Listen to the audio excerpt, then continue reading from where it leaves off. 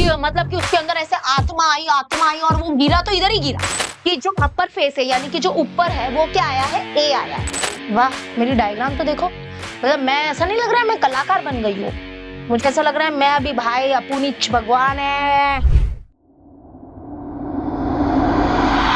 Hi everyone, welcome back. My name is Galaxy Parmar and as you all know कि मैं इस channel पे पढ़ाती हूँ क्लास 9th and 10th को अलजेब्रा एंड ज्योमेट्री।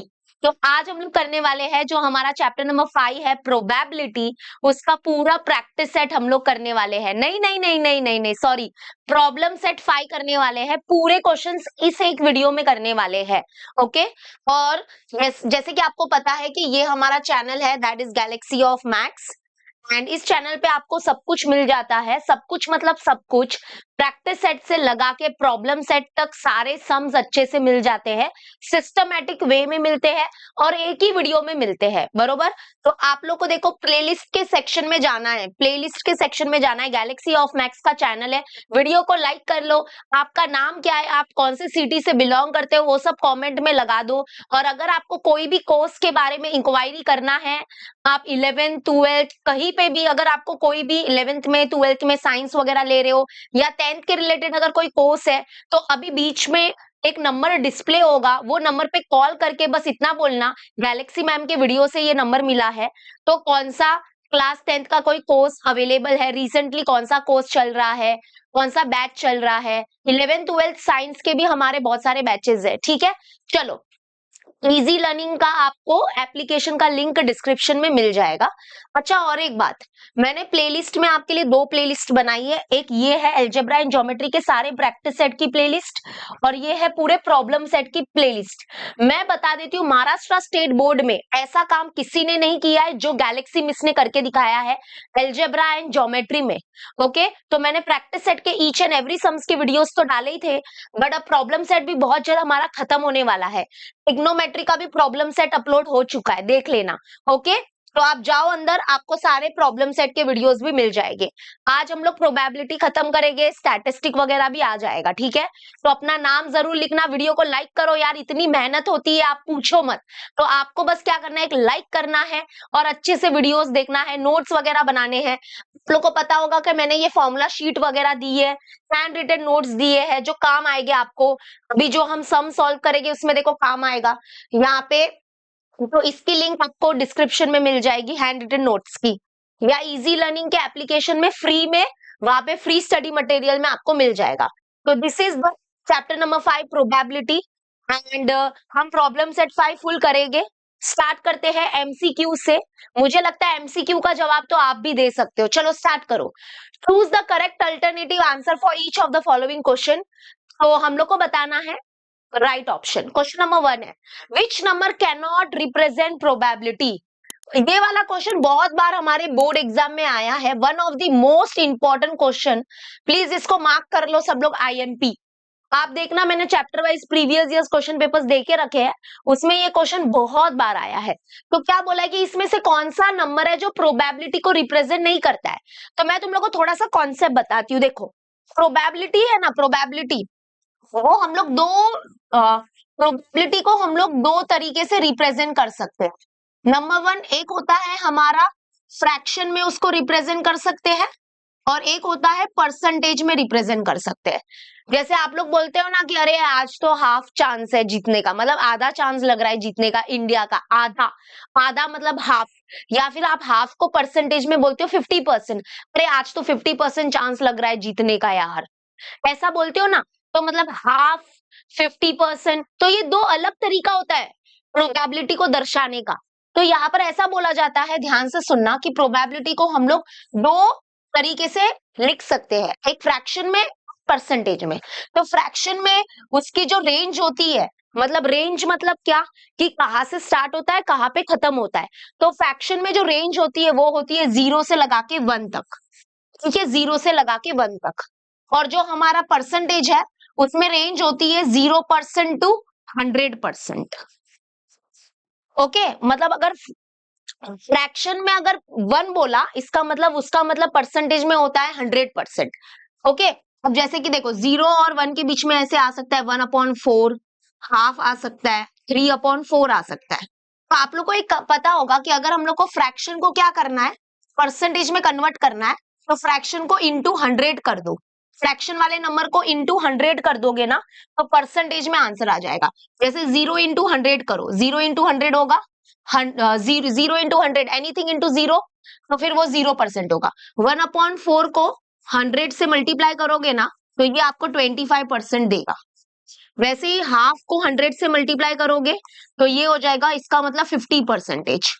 और वैसे ही 3/4 को 100 से मल्टीप्लाई करोगे तो ये हो जाएगा 75%।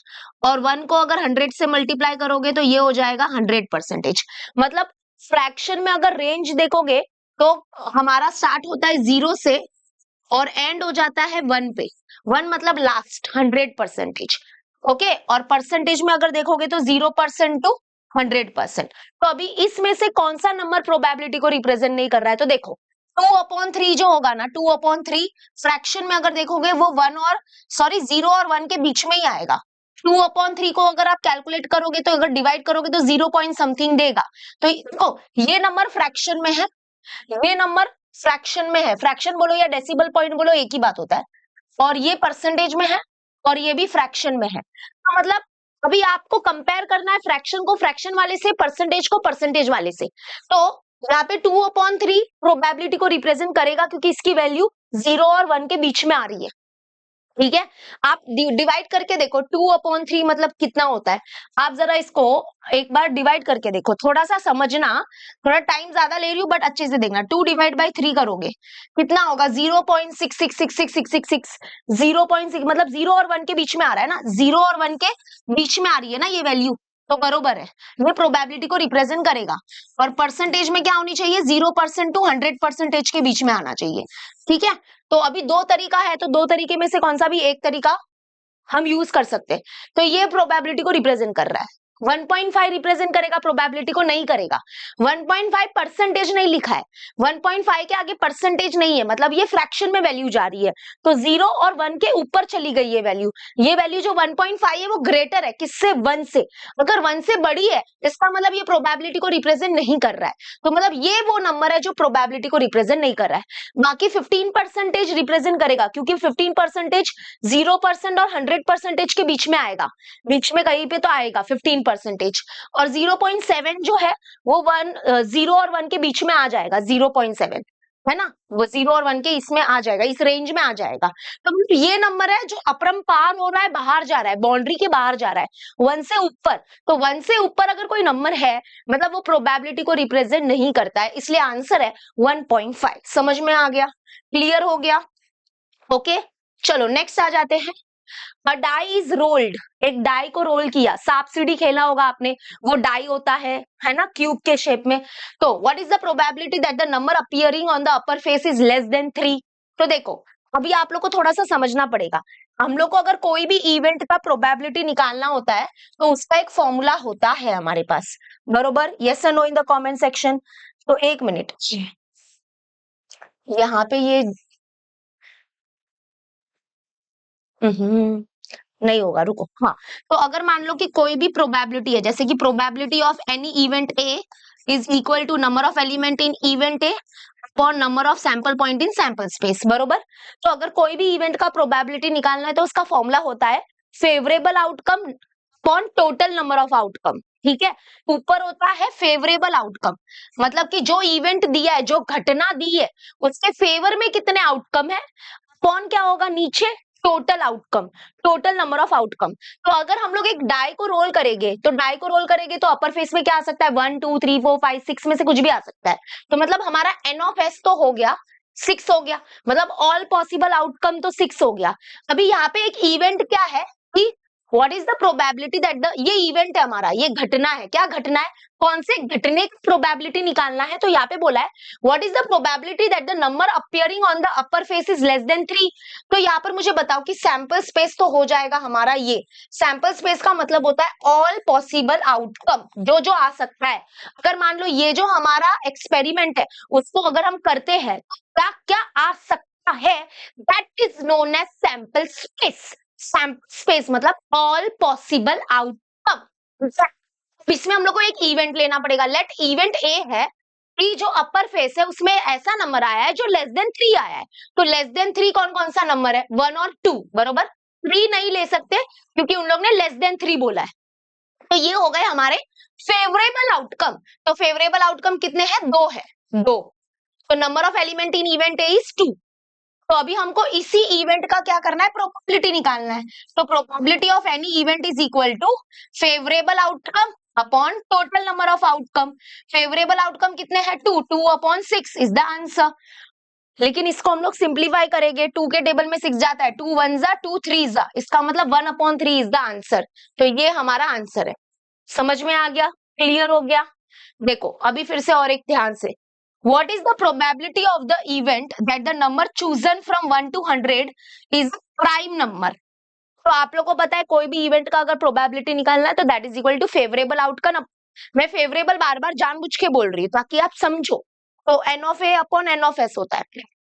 तो इन लोग ने क्या बोला है कि क्या प्रोबेबिलिटी है कि 1 से लगा के 100 तक अगर हम कोई नंबर सिलेक्ट कर रहे हैं तो वो प्राइम नंबर सिलेक्ट किया है।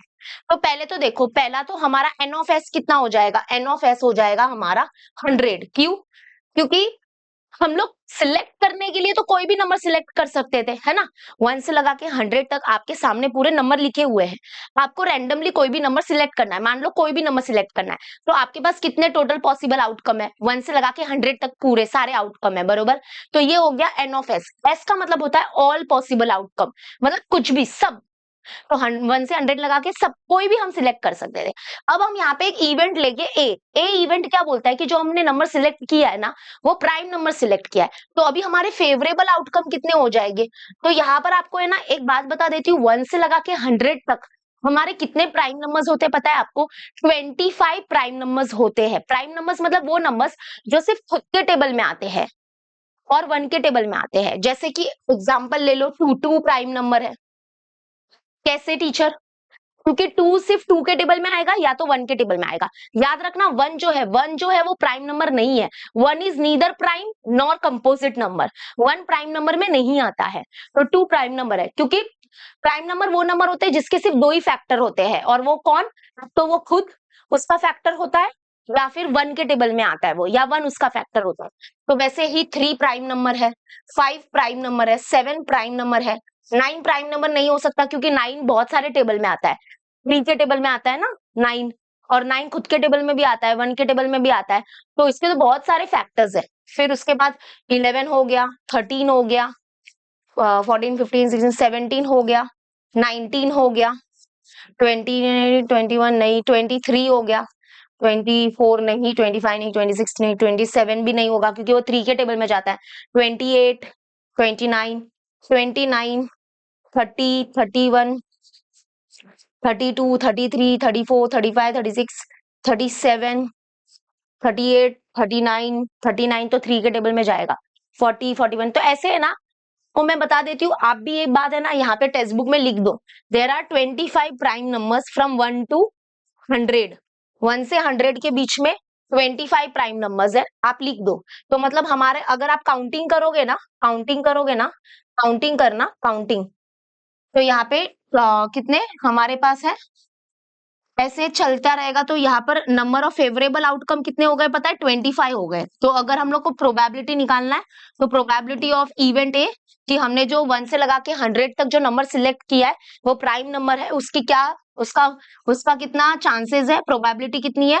तो एन ऑफ ए मतलब 25 आएगा अपॉन 100। तो 25 वन जा होता है, 25 फोर जा होता है, मतलब 1/4 चांस है।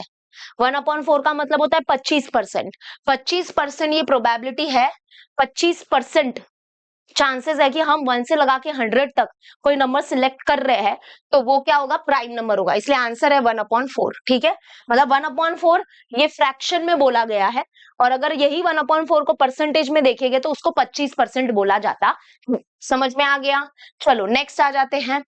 There are 40 cards in a bag. अभी यहाँ पे देखो सब लोग, आप लोग जरा मुझे सब लोग कमेंट में 1 से लगा के 100 तक जो प्राइम नंबर्स होते हैं उसकी सबकी लिस्ट बताओ। चलो अब मैं एक टास्क देती हूँ आपको, 1 से लगा के 100 तक कितने प्राइम नंबर होते हैं सब लोग मुझे कमेंट में बताओ। मैं आपके कमेंट को लाइक करूंगी और जेन्युइनली अच्छे से बताना, ठीक है। चलो There are 40 cards in the bag. Each bears a number from 1 to 40. One card is drawn at random. What is the probability that the card bears a number which is a multiple of 5?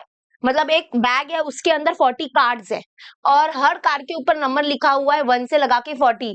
तो 1 2 3 4 5 ऐसे लगा के 40 तक number लिखा हुआ है. ठीक है, तो यानी कि अभी एक बैग है, उसके अंदर 40 कार्ड्स है, हम रैंडमली कोई भी एक कार्ड उठाने वाले हैं, तो ऑल पॉसिबल आउटकम कितना हो जाएगा, मतलब number of sample point in sample space तो 40 हो जाएगा, क्योंकि उठाने के लिए तो कोई भी कार्ड उठा सकते हैं. लेकिन अभी हम एक इवेंट लेंगे, इवेंट बाद में लेते हैं. इवेंट मतलब घटना. तो क्या घटना होने वाली है, क्या घटना होने वाली है कि इन लोग ने बोला है कि ऐसी घटना, इवेंट मतलब घटना, तो प्रोबेबिलिटी निकालो कि जो हमने कार्ड उठाया है वो मल्टीपल ऑफ 5 वाला कार्ड है. मल्टीपल ऑफ 5 वाला कार्ड है मतलब वो 5 के टेबल में आता है, वो नंबर वाला कार्ड उठाया है. तो ये हमारा इवेंट ए होगा. तो यहाँ पे बताओ कि कौन कौन 1 से लगा के 40 तक कौन कौन से नंबर्स है जो 5 के टेबल में आते हैं. तो 5 का टेबल लिख लो. 5 10 15 20 25 30 35 और 40 भी लिखेंगे क्योंकि 40 भी आता है. तो ये हमारे हो गए पॉसिबल आउटकम, मतलब पॉसिबल नहीं, फेवरेबल आउटकम. 1 2 3 4 5 6 7 8. तो यानी कि हमारा number of element in event A हो गया 8. अभी हम लोग इसकी प्रोबेबिलिटी निकालेंगे, तो probability of event A is equal to number favourable outcome upon में आ जाएगा टोटल आउटकम. तो 8 1 जा 8 5 जा 40 होता है. तो 1/5 इज द आंसर. देख लो इधर 1/5 ये रहा, दिस इज द आंसर. हो गया, समझ में आ गया. अब आ जाते हैं ये तो फॉर्मूला बेस्ड है, ये भी बहुत, it is also one of the important question, इसको मार्क कर लो, ये बोर्ड एग्जाम में बहुत बार आता है. तो यहाँ पर हम लोग को बोला है कि number of element in event ए हमारे पास 2 है और प्रोबेबिलिटी ऑफ इवेंट ए हमारे पास है 1/5. तो then what is the number of sample point in sample space, ये क्वेश्चन मार्क है. तो फिर ये फॉर्मूला आपके पास है, इसमें फॉर्मूला में अच्छे से वैल्यू पुट करना, फॉर्मूला को गलत मत लिखना और देखो आंसर आ जाएगा. बस पहले फॉर्मूला लिख दो. तो फॉर्मूला मैंने ऑलरेडी लिखा है, पी ऑफ ए कितना, ये 1/5. इसके नीचे लिखो 1/5. Number of element in event A कितना है, ये 2 है, हमको ये निकालना है. Number of element in S निकालना है. क्रॉस मल्टीप्लाई करके सॉल्व करो. एन ऑफ एस मतलब ये डिवाइड में उधर क्या multiply, 1 into this will be this and that is equal to 2 5 जा 10. तो ये रहा आंसर. तो 2 5 जा 10 यानी कि 10 इज द आंसर. ये रहा आंसर. समझ में आ गया. तो एमसीक्यू भी रट्टा मारू नहीं करने का, बहुत अच्छे से मैंने एमसीक्यू समझाया है. चलो करते हैं सेकेंड वन से स्टार्ट करेंगे, अभी बहुत मजा आएगा. सारे सम्स में कुछ नहीं है. अगर आपको प्रोबेबिलिटी जैसा इजी चैप्टर अगर हार्ड लग रहा है, इसका मतलब बेसिक्स क्लियर नहीं है. और बेसिक्स के साथ मैं पढ़ाती हूँ, तो प्लीज आप लोग थोड़ा ध्यान से सुनना. इसमें क्या होता है ना, हम कोई इवेंट का प्रोबेबिलिटी निकालते हैं. आपको बस 2 चीजें पता होनी चाहिए, और वो होना चाहिए कि मान लो कोई प्रोबेबिलिटी है, कोई इवेंट का प्रोबेबिलिटी निकालने के लिए हमको 2 चाहिए, और वो चाहिए N of A upon N of S. अब ये पता होना चाहिए कि ये कौन होता है और ये कौन होता है. अगर ये दोनों में कंफ्यूजन नहीं है तो मैं लिख के देती हूँ कि ये चैप्टर आपके लिए कभी भी हार्ड नहीं होगा. एन ऑफ ए मतलब फेवरेबल आउटकम, जिस इवेंट का आप प्रोबेबिलिटी निकाल रहे हो उसके फेवर वाले आउटकम, और नीचे आता है टोटल पॉसिबल आउटकम, सारे आउटकम, तो वो होता है. तो ये 2 चीज बस आपको पता है तो कोई टेंशन की बात नहीं है. चलो स्टार्ट करते हैं हम लोग क्वेश्चन नंबर 2 से. क्वेश्चन नंबर 2 तो बहुत अच्छा क्वेश्चन है, अलग क्वेश्चन है. बास्केटबॉल प्लेयर है जॉन, वसीम एंड आकाश. ठीक है, वे are practising the ball drop in the basket. The probabilities of success for John, Wasim and Akash are. मतलब देखो, तीन है, 3 लोग है, 3 बॉयज है, that is John, Wasim and Akash. ये क्या कर रहे थे, ये बास्केटबॉल प्लेयर्स है, और ये वो जो बास्केटबॉल प्लेयर होते हैं तो उन लोग क्या करते हैं, प्रैक्टिस करते हैं ना, वो बास्केट में क्या करने का, बॉल डालने का प्रैक्टिस करते हैं. तो यहाँ पर ये पता चला कि इनकी जो सक्सेस है, प्रोबेबिलिटी ऑफ सक्सेस दिया है कि जॉन की सक्सेस होने की प्रोबेबिलिटी कितनी है, दैट इज 4/5. वसीम के सक्सेस होने की प्रोबेबिलिटी कितनी है, 0.83. और जो हमारा आकाश है उसके आकाश जो है उसके सक्सेस होने की प्रोबेबिलिटी है 58%. ठीक है, तो इन लोग ने वही बोला है कि उन लोग क्या कर रहे थे, बॉल ड्रॉप का प्रैक्टिस कर रहे थे। तो the probability of success for John, Wasim and Akash are 4/5, 0.83 and 58 respectively. Respectively मतलब पहला वाला जॉन का होगा, दूसरा वाला वसीम का होगा, तीसरा वाला आकाश का होगा। Who has the greatest possibility या who has the greatest probability of the success, मतलब किसका ज्यादा चांस है वो बॉल को बास्केट में डालने का। तो यहाँ पे देखो करो ना, किसकी प्रोबेबिलिटी ज्यादा है, किसकी प्रोबेबिलिटी ग्रेटेस्ट है बताओ। लेकिन कभी भी याद रखना बेटा, कंपैरिजन बरोबरी पे होता है। मैंने तुम लोग को अभी पीछे जस्ट एक्सप्लेन किया था कि हम प्रोबेबिलिटी को दो प्रकार से लिख सकते हैं, एक होता है फ्रैक्शन में, एक होता है परसेंटेज में। तो हम लोग को या तो क्या करना पड़ेगा, ये तीनों वैल्यू को फ्रैक्शन में कन्वर्ट करना पड़ेगा, या तो ये तीनों वैल्यू को परसेंटेज में कन्वर्ट करना पड़ेगा। क्योंकि यहाँ पे आकाश का वैल्यू परसेंटेज में दिया है, और बाकी ये दोनों का जो है ना, जॉन और वसीम, ये दोनों फ्रैक्शन में है, वो फ्रैक्शन में है। तो ये दोनों की वैल्यू फ्रैक्शन में दी है और इसकी वैल्यू परसेंटेज में दी है। तो दोनों को या तो परसेंटेज में कन्वर्ट करो, इन दोनों को परसेंटेज में कन्वर्ट करो, या इसको फ्रैक्शन में करो। तो मैं बोलूं इजी क्या होता है, फ्रैक्शन टू परसेंटेज। मतलब अगर आपको ये फ्रैक्शन को परसेंटेज में कन्वर्ट करना है ना, तो वो ज्यादा इजी होगा। क्योंकि आप लोग ने अपने 9th स्टैंडर्ड में सीखा है कि फ्रैक्शन को अगर मुझे परसेंटेज में कन्वर्ट करना है, फ्रैक्शन को अगर मुझे परसेंटेज में कन्वर्ट करना है, तो बस उसको 100 से मल्टीप्लाई कर दो। तो अगर हम ये फ्रैक्शन वाली वैल्यू को 100 से मल्टीप्लाई कर देंगे, तो हमको आंसर परसेंटेज में आ जाएगा। तो जरा देखो, मैंने क्या किया, इसको परसेंटेज में जानते हैं, तो 100 से मल्टीप्लाई कर दिया। 5 1 जा, 5 2 जा 10, 5 0 जा 420 जा, 420 जा कितना हो जाएगा 80%। इसका मतलब जॉन के सक्सेस होने की प्रोबेबिलिटी है 80%। अभी अच्छा लग रहा है ना। हाँ, वैसे ही वसीम को, हम वसीम का भी वैल्यू निकालते हैं, 0.83 इंटू 100 करो, तो ये दो जीरो क्या करेंगे, इसका पॉइंट हटा देंगे, तो इन दोनों को मल्टीप्लाई करोगे ना, तो ये 83% आएगा। तो मतलब वसीम के सक्सेस होने की प्रोबेबिलिटी है 83%, और आकाश का तो ऑलरेडी परसेंटेज में दिया ही था। तो अभी तुम लोग यहाँ पे परसेंटेज को देख के आप कंपेयर कर सकते हो बहुत अच्छे से कि किसके सक्सेस होने की प्रोबेबिलिटी ग्रेटेस्ट है। बताओ किसके। Obviously the answer is Wasim. Wasim के वसीम के सक्सेस होने की प्रोबेबिलिटी ज्यादा है। अगर ये फ्रैक्शन में ही रहता ना, ये वैल्यू अगर ऐसे 4/5 रहता, ये 0.83 रहता, तो हम लोग को क्या होता है ना, फिर कंपैरिजन करने के लिए दिक्कत होती है। इसलिए हमने क्या किया, सबको परसेंटेज में कन्वर्ट कर दिया। ये देखो, तो अभी कंपेयर करने को इजी हुआ। तो इधर से एक बात समझना, अगर आपको कोई फ्रैक्शन वाली वैल्यू है, उसको अगर परसेंटेज में कन्वर्ट करना है, तो उसको क्या करो, इंटू 100 करो।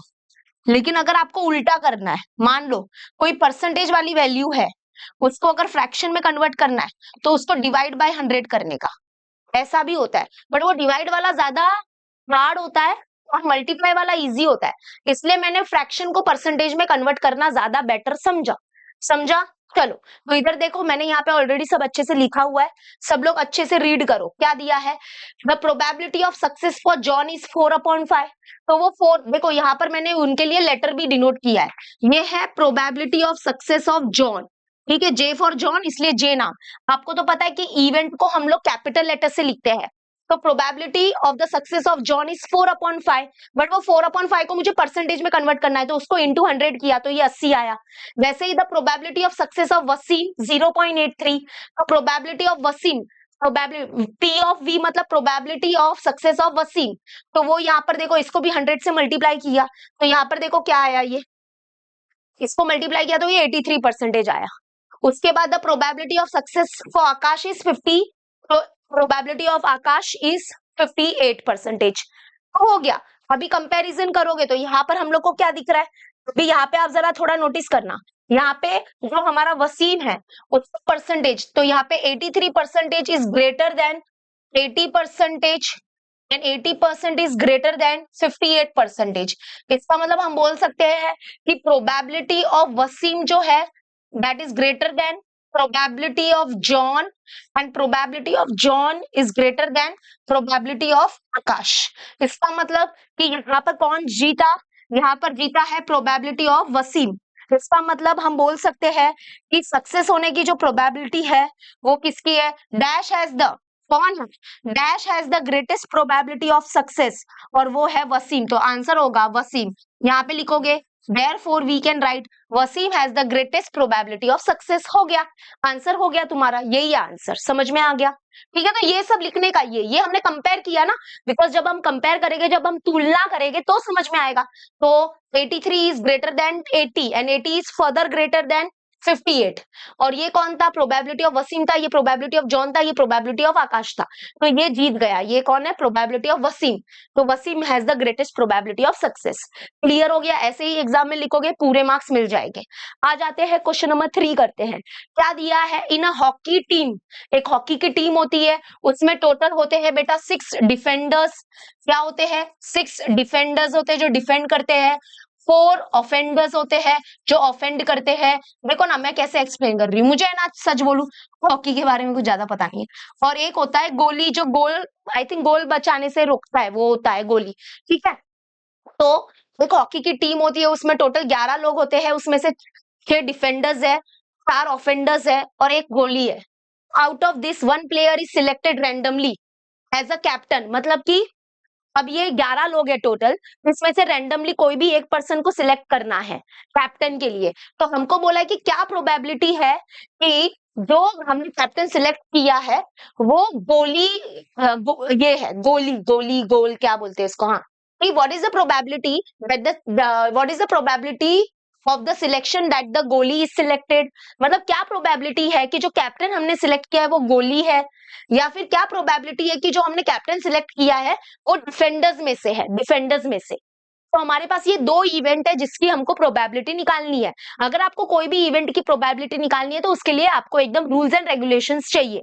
तो पहले एन ऑफ एस निकालने का वो एक सिस्टमेटिक होता है, लेकिन उससे पहले आप लोग को क्या करना पड़ेगा, हम लोग है ना एक काम करते हैं, यहाँ पे लेट ले लेते हैं, लेट ले लेते हैं कि जो 6 डिफेंडर्स है उनका नाम ले लेते हैं। तो late 6 defenders B D1, D2, D3, D4, D5, D6।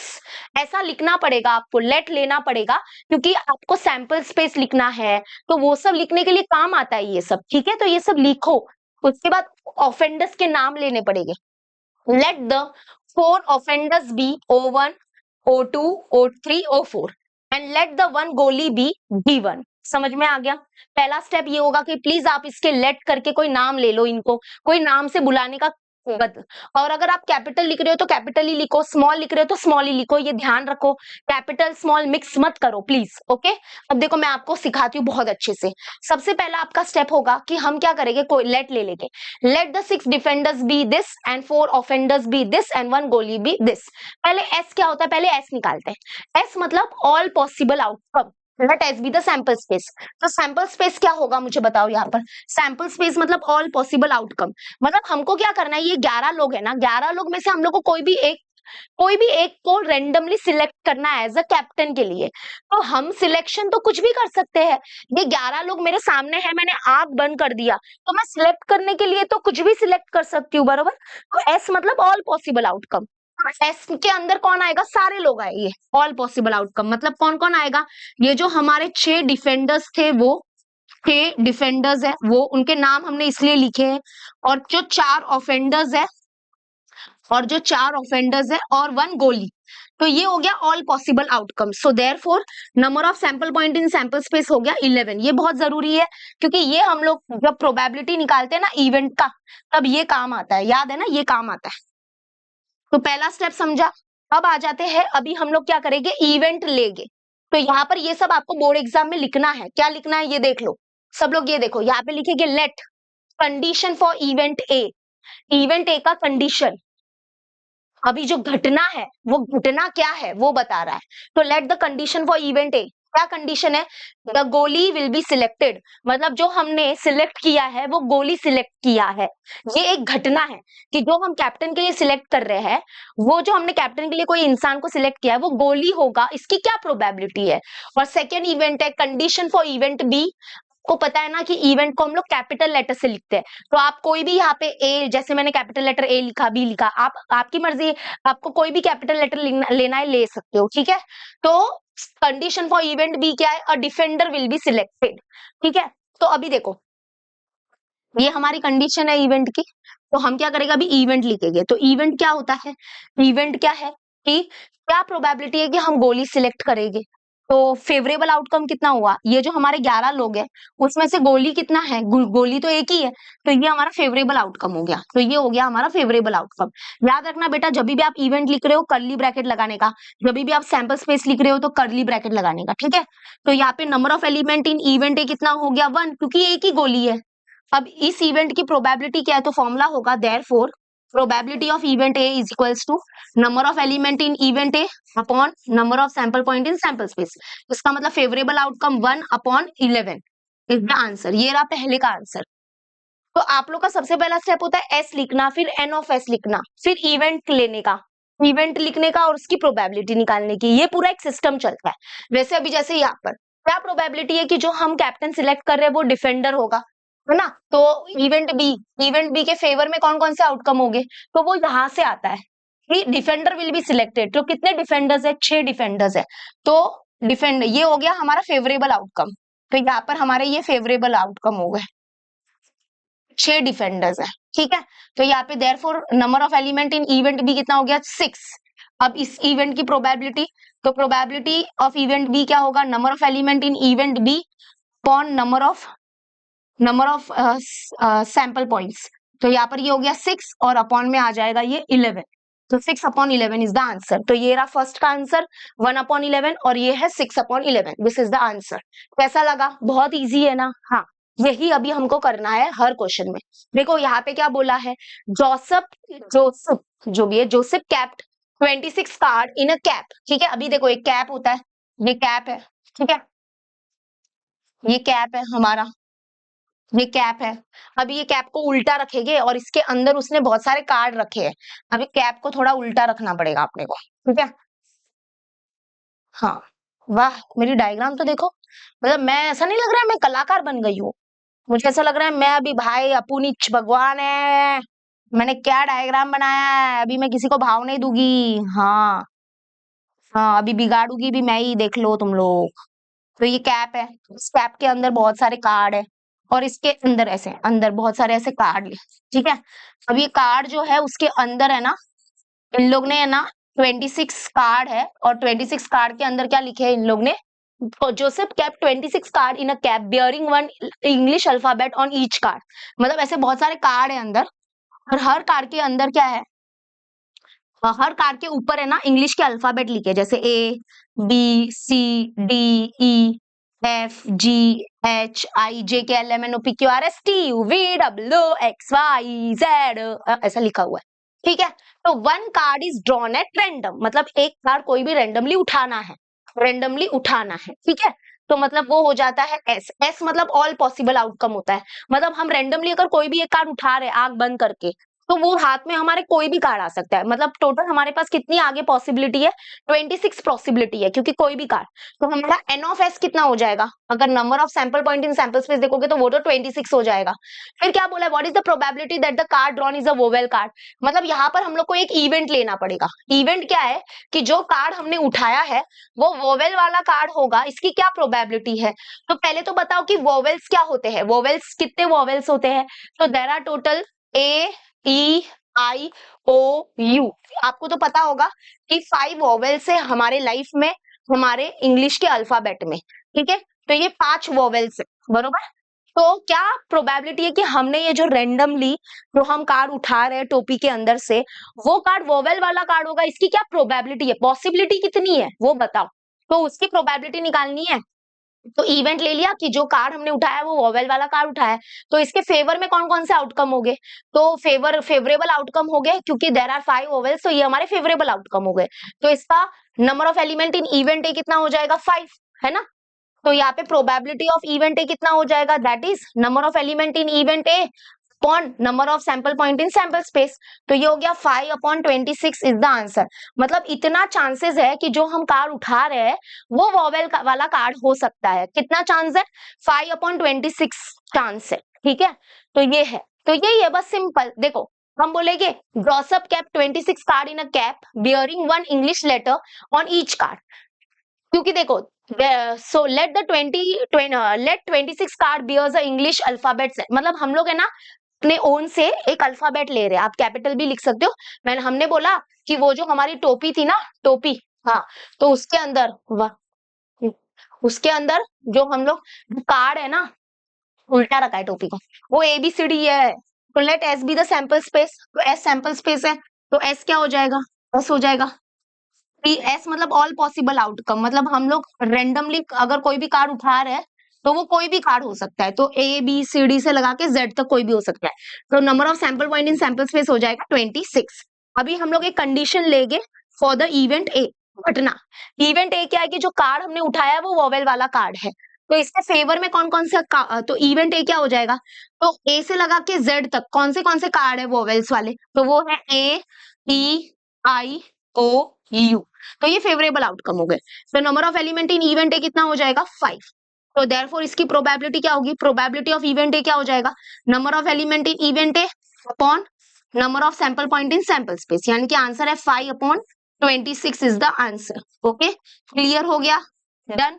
तो ये रहा हमारा आंसर, डन। तो ये रहा आंसर, समझा?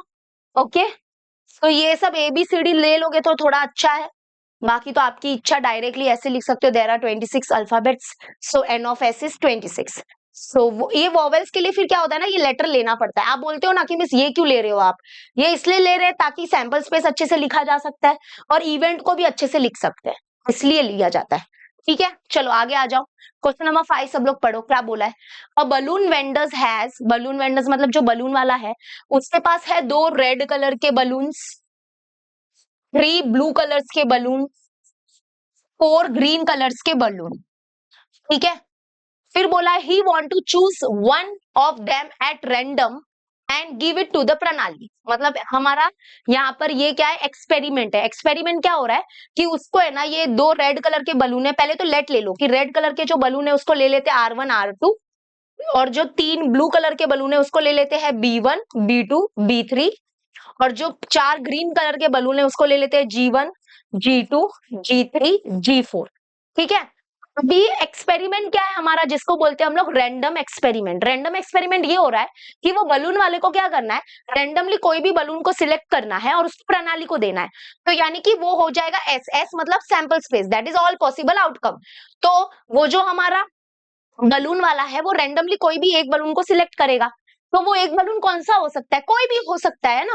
तो N ऑफ S कितना हो जाएगा, नंबर ऑफ पॉसिबल आउटकम कितना हो जाएगा, टोटल पॉसिबल आउटकम, तो 3 4 5 और 5 और 4 9 9, तो टोटल पॉसिबल आउटकम हो जाएगा 9। ठीक है, अभी हमको क्या बोला है कि क्या प्रोबेबिलिटी है कि वो जो वेंडर वाले ने बलून उठाया था वो जो प्रणाली को मिला है वो रेड कलर का बलून है, इसकी क्या प्रोबेबिलिटी होगी, वो ब्लू कलर का बलून होगा उसकी क्या प्रोबेबिलिटी होगी, और ग्रीन कलर का बलून प्रणाली को मिला है उसकी क्या प्रोबेबिलिटी होगी। मतलब यहाँ पे 3 इवेंट है हमारे पास। इवेंट है नंबर 1 कि जो प्रणाली को बलून मिला है वो रेड कलर का बलून होगा, उसकी क्या प्रोबेबिलिटी है, या फिर प्रणाली को ब्लू कलर का बलून मिला होगा, इसकी क्या प्रोबेबिलिटी है, और ग्रीन कलर का बलून मिला है, इसकी क्या प्रोबेबिलिटी है। तो उसके लिए हम लोग को 3 इवेंट लेने पड़ेंगे। तो ये देखो मैंने सम को अच्छे से किया है। A balloon vendor has 2 red 3 blue and 4 green balloons. तो यहाँ पे हम लोग लेट ले लेते हैं कि रेड बलून का नाम ले लिया R1 R2, ब्लू बलून्स के नाम ले लिए B1 B2 B3, 4 green balloons के नाम ले लिए G1 G2 G3 G4। तो let S be the sample space, sample space मतलब ऑल पॉसिबल आउटकम। तो एक्सपेरिमेंट क्या हुआ था कि वो जो बलून वाला है वो रैंडमली कोई भी एक बलून को सिलेक्ट करके प्रणाली को देगा।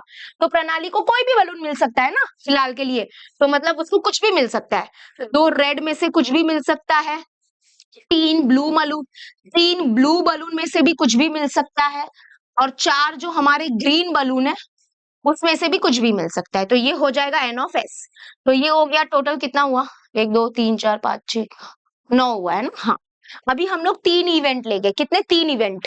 तो पहला है condition for event A, condition for event B, condition for event C. Condition for event A क्या है कि प्रणाली को रेड कलर का बलून मिला, इसकी क्या प्रोबेबिलिटी है, रेड कलर पहले आएगा ए, इवेंट ए फेवरेबल आउटकम। तो इसके फेवर में, ये इवेंट के फेवर में कौन कौन से आउटकम है, तो रेड कलर के 2 बलून है, तो ये हो गए हमारे फेवरेबल आउटकम। तो number of element in event A कितना हो गया 2। तो देयरफॉर इसकी प्रोबेबिलिटी निकालनी है ना कि क्या प्रोबेबिलिटी है कि प्रणाली को रेड कलर का बलून मिला है, तो उसकी प्रोबेबिलिटी होगी, ये फॉर्मूला है उसका। तो number of element in event A है 2, अपॉन एस कितना है ये 9, 2/9। तो प्रोबेबिलिटी है कि जो हमारा प्रणाली है उसको जो रेड कलर का बलून मिला होगा उसकी प्रोबेबिलिटी है 2/9। और वैसे ही अगर आपको ग्रीन कलर का सॉरी ब्लू कलर का निकालना है तो वो भी इजी है। ब्लू का आंसर होगा 1 2 3, ब्लू कलर के 3 बलून है ना, 3/9 होगा इसका आंसर, और ग्रीन का होगा 4/9। बस इजी है ना। हाँ, तो चलो अभी हम लोग बी इवेंट लिखते हैं कि क्या प्रोबेबिलिटी है कि जो प्रणाली है उसको ब्लू कलर का बलून मिला होगा। तो ब्लू कलर है 3, तो B1 B2 B3 ये फेवरेबल आउटकम हो गए। तो number of element in event B कितना हो गया 3। So therefore probability of event B कितना हो गया, number of element in event B upon N of S हो गया। तो ये हो जाएगा 3/9। लेकिन यहाँ पे है ना थोड़ा सा ध्यान देना, 3 के टेबल में 9 आता है, तो 3 1 जा 3 3 जा 9, तो आंसर 1/3 होगा। अगर डिवाइड होता है तो डिवाइड करो, नहीं तो मार्क्स जाने का चांस होता है। अभी ग्रीन वाला निकालते हैं। तो सी इवेंट के अंदर कौन सा आएगा, ग्रीन कलर के कितने थे, 4 थे ना। तो फेवरेबल आउटकम हो गए 1 2 3 4। ठीक है, तो number of element in event C हो जाएगा 4। So therefore probability of event C हो जाएगा number of element in event C upon number of this. तो यहाँ पे हो जाएगा ये 4/11, सॉरी 4/9 है ना, तो 4/9। तो ये रहा आंसर, तो ये रहा एक आंसर, ये रहा एक आंसर, ये रहा एक आंसर। क्लियर हुआ। चलो आ जाते हैं नेक्स्ट वन, 6th वन करते हैं। अ बॉक्स कंटेन, सेम है सब क्वेश्चन एक्चुअली में सेम ही है, मतलब उसमें क्या है प्रोबेबिलिटी निकालनी है, बात खत्म हो गई। अ बॉक्स कंटेन, एक बॉक्स है, ठीक है। थोड़ा सा एक्सपेरिमेंट देखो क्या हो रहा है कि एक हमारे पास ये बॉक्स है, ये बॉक्स है, इसके अंदर क्या है 5 red 8 blue and 3 green pen है। ओ माय गॉड, इसके अंदर क्या है 5 रेड 8 ब्लू और 3 ग्रीन पेन्स है। Rutuja want to pick a pen at random, मतलब ऋतुजा को क्या करना है आंख बंद करके रैंडमली, क्योंकि देख के तो अगर वो पिक की तो उसको पता है क्या आने वाला है ना उसके हाथ में, लेकिन वो रैंडमली का मतलब होता है रैंडम एक्सपेरिमेंट। रैंडम एक्सपेरिमेंट मतलब आपको मैंने बताया हुआ है ऐसा एक्सपेरिमेंट कि हम लोग को पता है कि ये आ सकता है ना, लेकिन फिर भी हम श्योरिटी के साथ नहीं बोल सकते कि यही ऐसे यही वाला पेन उठेगा। आंख बंद करके रैंडमली क्या करती है वो बॉक्स में हाथ डालती है और वो पेन को उठाती है। तो सैंपल स्पेस क्या हो जाएगा कि मतलब ये टोटल कितने 8 और 5 13 14 15 16, हाँ तो 16 पेन है बॉक्स के अंदर टोटल। तो वो 16 पेन में से उसके हाथ में कोई भी आ सकता है, तो ये हो गया एस एस मतलब ऑल पॉसिबल आउटकम। उसके बाद आता है कि क्या प्रोबेबिलिटी है कि जो पेन उठाया है उसने ब्लू कलर का पेन उठाया है, इसकी क्या प्रोबेबिलिटी है। तो उसके लिए ये हमारा इवेंट होगा। तो ये जो है ना वो हमको इवेंट लेना पड़ेगा। तो आपको है ना क्वेश्चन को पढ़ के ये डिसीजन लेना पड़ता है कि आप किसको इवेंट रखोगे। तो ये इसकी प्रोबेबिलिटी निकालनी है ना, तो ये हमारा इवेंट होगा, ये हमारा इवेंट होगा, तो हम इसको इवेंट लेने वाले हैं। ठीक है, तो चलो स्टार्ट करते हैं। पहले तो यहाँ पे देखो, अभी तक तुम लोग को ऐसा पता था ना कि मैं क्या करती थी, जैसे कि ये बलून वाला क्वेश्चन था तो इसमें मैंने क्या किया, 2 रेड बलून को नाम ले लिया R1 R2, ग्रीन बलून को ब्लू बलून को नाम ले लिया। लेकिन यहाँ पर क्या है ना, यहाँ पर है ना नाम लेने जैसा बहुत ज्यादा हो जाएगा, क्योंकि 5 रेड कलर के पेन है हमारे पास, तो हम पेन का नाम ले सकते हैं, क्या ले सकते हैं R1 R2 R3 R4 R5, और 8 ब्लू कलर के पेन है 8। अगर आप लेट ले सकते हो तो लेट ले लेते हैं, वो अच्छा रहेगा, मतलब वो लेट तो लेना ही चाहिए, अच्छी रहता है आदत, है ना, वरना कोई कोई डायरेक्ट भी करता है, बट यहाँ पे हम लोग लेट लेंगे तो वो ज्यादा अच्छा है। तो हम लोग है ना ऐसे लेट लेना पड़ेगा, लेट ले लेते हैं कि जो 5 रेड पेन्स है उनका नामकरण लेना पड़ेगा। आप ऐसे मत बोलो कि अरे मिस इतना टाइम थोड़ी ना है हम ये सब लेट ले, अरे यार टाइम निकालना पड़ता है, टाइम होता नहीं है किसी के पास। और दूसरी बात, क्या पूरे जो हमारा बोर्ड का पेपर होगा या कोई भी एग्जाम में आएगा तो क्या सारे क्वेश्चन प्रोबेबिलिटी के ही होंगे क्या, एक आधा क्वेश्चन होगा उसमें आप मेहनत तो कर ही सकते हो। तो let 5 pens be 5 red pens be R1 R2 R3 R4 R5, and जो हमारे 8 ब्लू पेन्स है उनका नाम भी लेना पड़ेगा, लेट वो ले लेते, इसका बहुत ज्यादा है ये, तो थोड़ा सा 8 तक जाना पड़ेगा। हाँ तो हो गया ना 1 2 3 4 5 6, और 3 ग्रीन पेन्स है, तो 3 green pens B G1 G2 and G3। ठीक है, सो देयरफॉर सैंपल स्पेस क्या होगा सैंपल स्पेस मतलब ऑल पॉसिबल आउटकम। तो हमारी ऋतुजा इस बॉक्स के अंदर हाथ डालेगी, तो वो बॉक्स से जब हाथ निकालेगी तो उसके हाथ में कौन सा पेन होगा? कोई भी पेन हो सकता है ना? तो मतलब कि वो कोई भी पेन हो सकता है, वो रेड कलर का पेन हो सकता है, ये पांचों में से कोई भी रेड कलर का पेन हो सकता है, या तो वो ब्लू वाला पेन हो सकता है, मतलब रैंडमली तो उसके हाथ से कोई भी पेन निकल के आ सकता है, राइट? तो वो ऑल पॉसिबल आउटकम हम लोग यहाँ पे लिखेंगे। थोड़ा मेहनत ज्यादा है बट ठीक है, करना पड़ेगी, है ना? ग्रीन के कितने थे? 3 ही थे क्या? ठीक, तो ये 4 क्यों लिखे मैंने? कॉमा जरूर लगा देना। चलो डन। तो मतलब कि एन ऑफ एस कितना हो जाएगा हमारा? N of S I think 16 होगा ना, 1 2 3 4 5 6 7 8 9 10 11 12 13 14 15 16। हाँ, तो ये हमारा एन ऑफ एस हो गया। अभी यहाँ पे हम लोग एक कंडीशन लेंगे, condition for event A. Condition for event A क्या इवेंट है? हम लोग को कौन सी घटना का प्रोबेबिलिटी निकालना है? वो घटना है कि ऋतुजा ने हाथ डाला बॉक्स के अंदर और उसके हाथ में रेड जो पेन है, सॉरी, वो ब्लू कलर का आया। किस प्रोबेबिलिटी निकालनी है? तो वो हमारा इवेंट ए हो जाएगा। तो कंडीशन फॉर इवेंट ए क्या है? कंडीशन फॉर इवेंट ए है कि the pen is blue. The pen is blue, कि जो पेन उठाया है ऋतुजा ने वो ब्लू कलर का है। तो इसके फेवर में कौन कौन से आउटकम हो गए? तो फेवरेबल आउटकम वो ब्लू वाले हो गए, ये वाले, ये हमारे फेवरेबल आउटकम हो जाएंगे, क्योंकि ब्लू कलर के पेन कितने हैं? 8 है, तो ये पूरे हमारे क्या हो जाएंगे? ये हो जाएगा हमारा फेवरेबल आउटकम, ये हो जाएगा हमारा फेवरेबल आउटकम। ठीक है, तो यहाँ पर हम लोग लिखेंगे n of A. N of A कितना हो जाएगा? ये हो जाएगा 8। So therefore probability of event A क्या हो जाएगा? Number of element in event A, number of sample point in sample space. तो ये हो जाएगा 8/16, यानी कि 8 1 जा 8 2 जा, यानी कि हाफ। हाफ मतलब 50%। 50% चांस है कि जब वो ये बॉक्स के अंदर हाथ डालेगी तो वो जो पेन निकलेगा वो ब्लू कलर का पेन निकलेगा। क्यों? क्योंकि टोटल 16 पेन थे। कितने हैं? टोटल 16 पेन है। 16 पेन में से 8 पेन तो हमारे कौन से है? ब्लू कलर के पेन है, मतलब आधे आधे। टोटल 16 पेन थे, उसमें से 8 पेन जो है वो ब्लू कलर के हैं, मतलब आधा, लगभग आधा पेन ब्लू कलर का है। तो इसका मतलब वो हाथ डालेगी अगर बॉक्स के अंदर तो उसके हाथ में ब्लू कलर का पेन आएगा। इसकी प्रोबेबिलिटी 50% है। हाफ मतलब आधा हुआ ना, एकदम 50%। ओके, और लॉजिक भी है यार, 16 में से आधे पेन तो हमारे ब्लू के ही है, आधा, ½ चांस है। ½ नहीं, सॉरी, हाफ चांस है। हाफ चांस है कि उसके हाथ में ब्लू कलर का पेन आएगा। चलो करते हैं 7th वन। सब लोग क्वेश्चन पढ़ो 7th वन का, क्या दिया है सब लोग पढ़ो। हमको बोला है 6 faces of a die are as shown below. मतलब आपको तो पता है वो सांप सीढ़ी वाला जो डाई आता है उसके ऊपर ऐसे एक्चुअली में 1 2 3 4 5 6 ऐसे डॉट होते हैं, लेकिन ये डाई कुछ अलग है। यहाँ पर है ना, यहाँ पर ये जो डाई है वो कुछ अलग डाई है। ये वाली क्वेश्चन वाली जो डाई है वो अलग है, ये डाई। ठीक है, तो ये हमारे पास डाई है। इसके फेसेस के ऊपर क्या क्या लिखा है? लेटर लिखा है। जैसे ए लिखा है कहीं पे बी लिखा है, कहीं पे आगे सी लिखा है, यहाँ पे डी लिखा है, यहाँ पे ई लिखा है, और पीछे ए लिखा है। मतलब ये यहाँ पे मतलब डाई के पास 6 फेसेस होते हैं। तो यहाँ पे ना 6 में से 2 फेसेस के ऊपर तो ए लिखा है, फिर बी सी डी ई ऐसा लिखा हुआ है। ठीक है, तो if a die is roll, मतलब रेंडमली इस डाई को क्या किया? रोल कर दिया। तो अपर फेस में क्या आ सकता है? कुछ भी आ सकता है, तो वो हमारा एस हो जाएगा, सैंपल स्पेस। अब हमको निकालना है कि क्या प्रोबेबिलिटी है कि जो अपर फेस है यानी कि जो ऊपर है वो क्या आया है? ए आया है। तो इसकी क्या प्रोबेबिलिटी है? सेकेंड इवेंट है कि क्या प्रोबेबिलिटी है कि जो ऊपर है अपर फेस में डी आया है, डी, इसकी क्या प्रोबेबिलिटी है वो निकालना है। तो चलो बहुत ईजी है ये भी।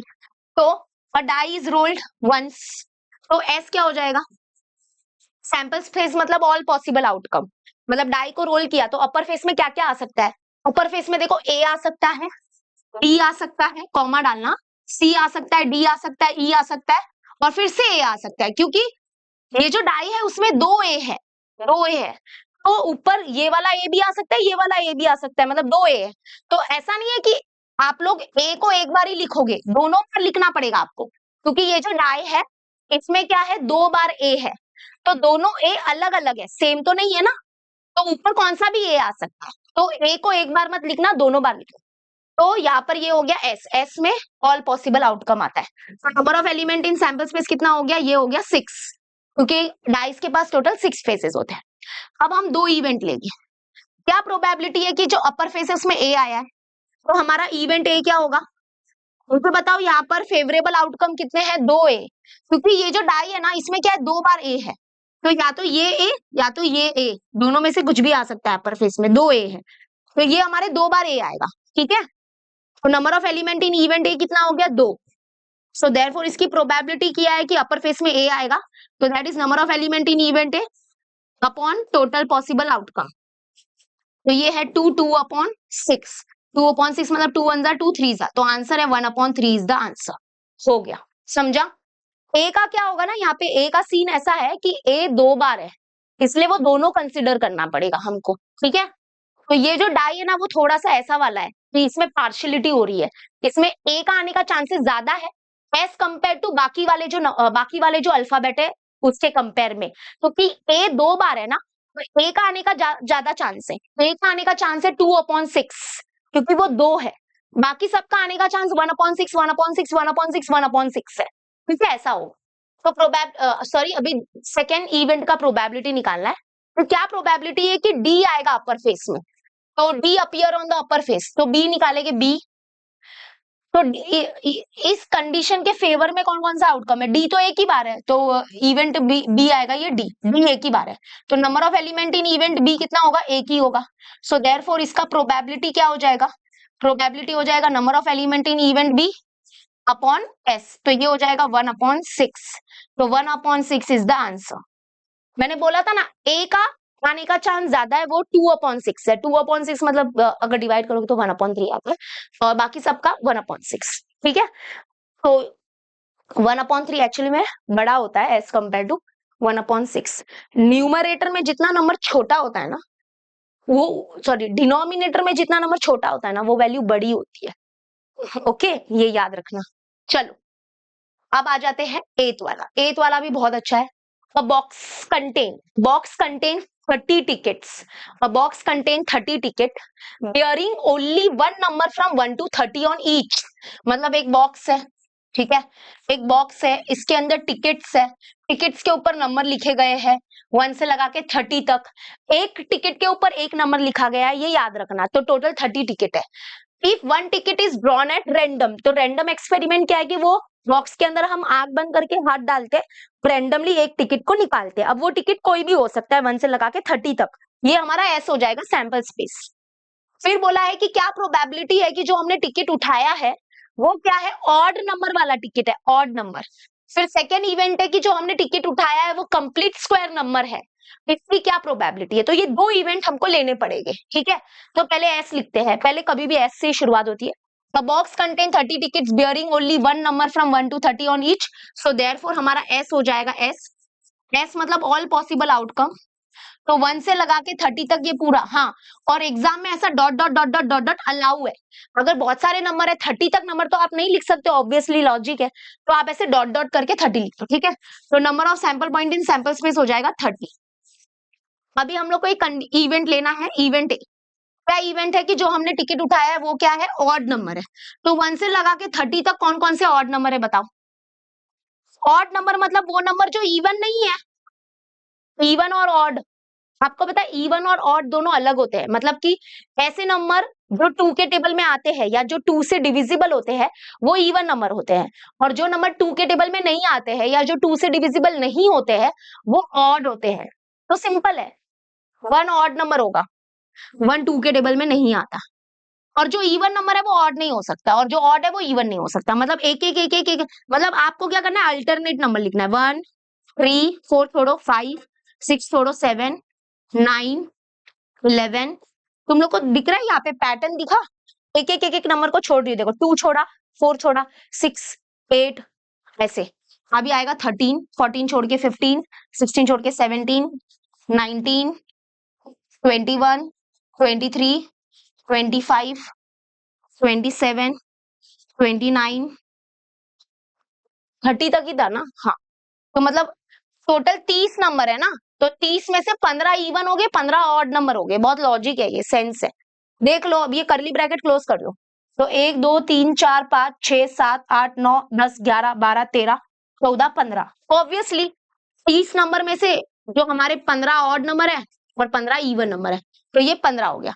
अब इसकी प्रोबेबिलिटी निकालनी है। प्रोबेबिलिटी ऑफ इवेंट ए क्या होगा, number of element in event A upon number of S, यानी कि ये हो जाएगा 15 अपॉन में 30, मतलब 15 वन जा 15 टू जा, यानी कि हाफ। हाफ मतलब 50% चांस है कि हम अगर ये बॉक्स के अंदर हाथ डाल रहे हैं तो हमारे पास जो टिकट आया है वो ऑड नंबर वाला टिकट आया है, क्योंकि ऑब्वियसली 30 में से 15 इवन नंबर है, 15 ऑड नंबर है, तो हाफ हाफ चांसेस हुआ ना, 50-50% चांस हुआ ना, हाफ हाफ, वैसा समझा। अभी क्या प्रोबेबिलिटी है कि जो हमने टिकट के अंदर हाथ, सॉरी बॉक्स के अंदर हाथ डाला, तो वो जो टिकट आया है वो कंप्लीट स्क्वायर नंबर है, इसकी क्या प्रोबेबिलिटी है, तो इवेंट बी। अभी कंप्लीट स्क्वायर नंबर क्या होता है बेटा, कंप्लीट स्क्वायर नंबर वो होता है जिसका स्क्वायर रूट निकलता है। जैसे कि देखो कंप्लीट स्क्वायर नंबर बताती हूँ, जैसे 1 एक कोई नंबर है, अगर हम 1 को 1 से ही मल्टीप्लाई करेंगे, 1 को अगर हमने खुद से मल्टीप्लाई किया, 1 से मल्टीप्लाई किया तो क्या मिला 1, तो ये कंप्लीट स्क्वायर नंबर है। जैसे 2 है, 2 को अगर हम लोग खुद से मल्टीप्लाई करेंगे 2 से, तो कितना आएगा 4, तो 4 एक कंप्लीट स्क्वायर नंबर है। वैसे 3 को अगर हमने 3 से मल्टीप्लाई किया तो क्या आया 9, 9 एक कंप्लीट स्क्वायर नंबर है। 4 को मल्टीप्लाई किया 4 से तो क्या आया 16, तो 16 मतलब ये कंप्लीट स्क्वायर नंबर आ रहा है। तो अगर कोई नंबर है उसको हम लोग खुद से ही मल्टीप्लाई करते हैं, उसी नंबर से मल्टीप्लाई करते हैं, तो जो रिजल्ट में आंसर आता है, जो नंबर मल्टीप्लाई करने के बाद आता है, वो कंप्लीट स्क्वायर नंबर होता है, मतलब जिसका स्क्वायर रूट निकला जा सकता है। आपको पता है ना, ये स्क्वायर रूट इसका निकलता है। तो 1 से लगा के 30 तक हमारे कितने कंप्लीट स्क्वायर नंबर्स हो गए, देखो 1 is a complete square number, फिर 4, फिर 9 हो गया, फिर 16 हो गया, फिर 25 होगा, क्योंकि स्क्वायर रूट देखो 5 से 5 इंटू 5 करोगे तो ये 25 आ गया, उसके बाद 6 इंटू 6 करोगे तो 36 आएगा। बट 36 वाला तो कोई टिकट है ही नहीं, क्योंकि ये जो बॉक्स है इसके अंदर टिकट के ऊपर सिर्फ 30 तक ही नंबर लिखे हैं, तो 36 तो लिख नहीं सकते ना हम लोग। तो हम क्या कर रहे हैं, बॉक्स के अंदर हाथ डाल रहे हैं और हमने जो टिकट उठाया वो कंप्लीट स्क्वायर नंबर है, उसकी क्या प्रोबेबिलिटी है, तो 1 से लगा के 30 तक कंप्लीट स्क्वायर नंबर कौन कौन से हो गए, 1, 4, 9, 16 एंड 25, बस इतने ही है, 5 ही है। तो प्रोबेबिलिटी इसका निकालेंगे तो ये 5 हो गया। So therefore probability of event B is equal to number of element in event B upon N of S. ठीक है, तो सब लोग फटाफट आंसर बताओ क्या होगा, बताओ। तो यहाँ पर ये हो गया 5 अपॉन 30, तो 5 1 जा 5 6 जा, आंसर होगा 1 अपॉन 6। ऊपर का 1 भूलना मत, बहुत बच्चे ऊपर का 1 इग्नोर कर देते हैं। तो प्रोबेबिलिटी ऑफ इवेंट भी आ गया, ये रहा आंसर। ओके, क्लियर हुआ सबको, इजी पीजी।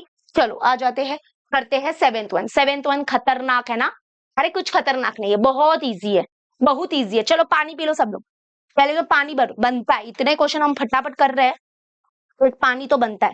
सब लोग पानी पियो फटाफट, फास्ट।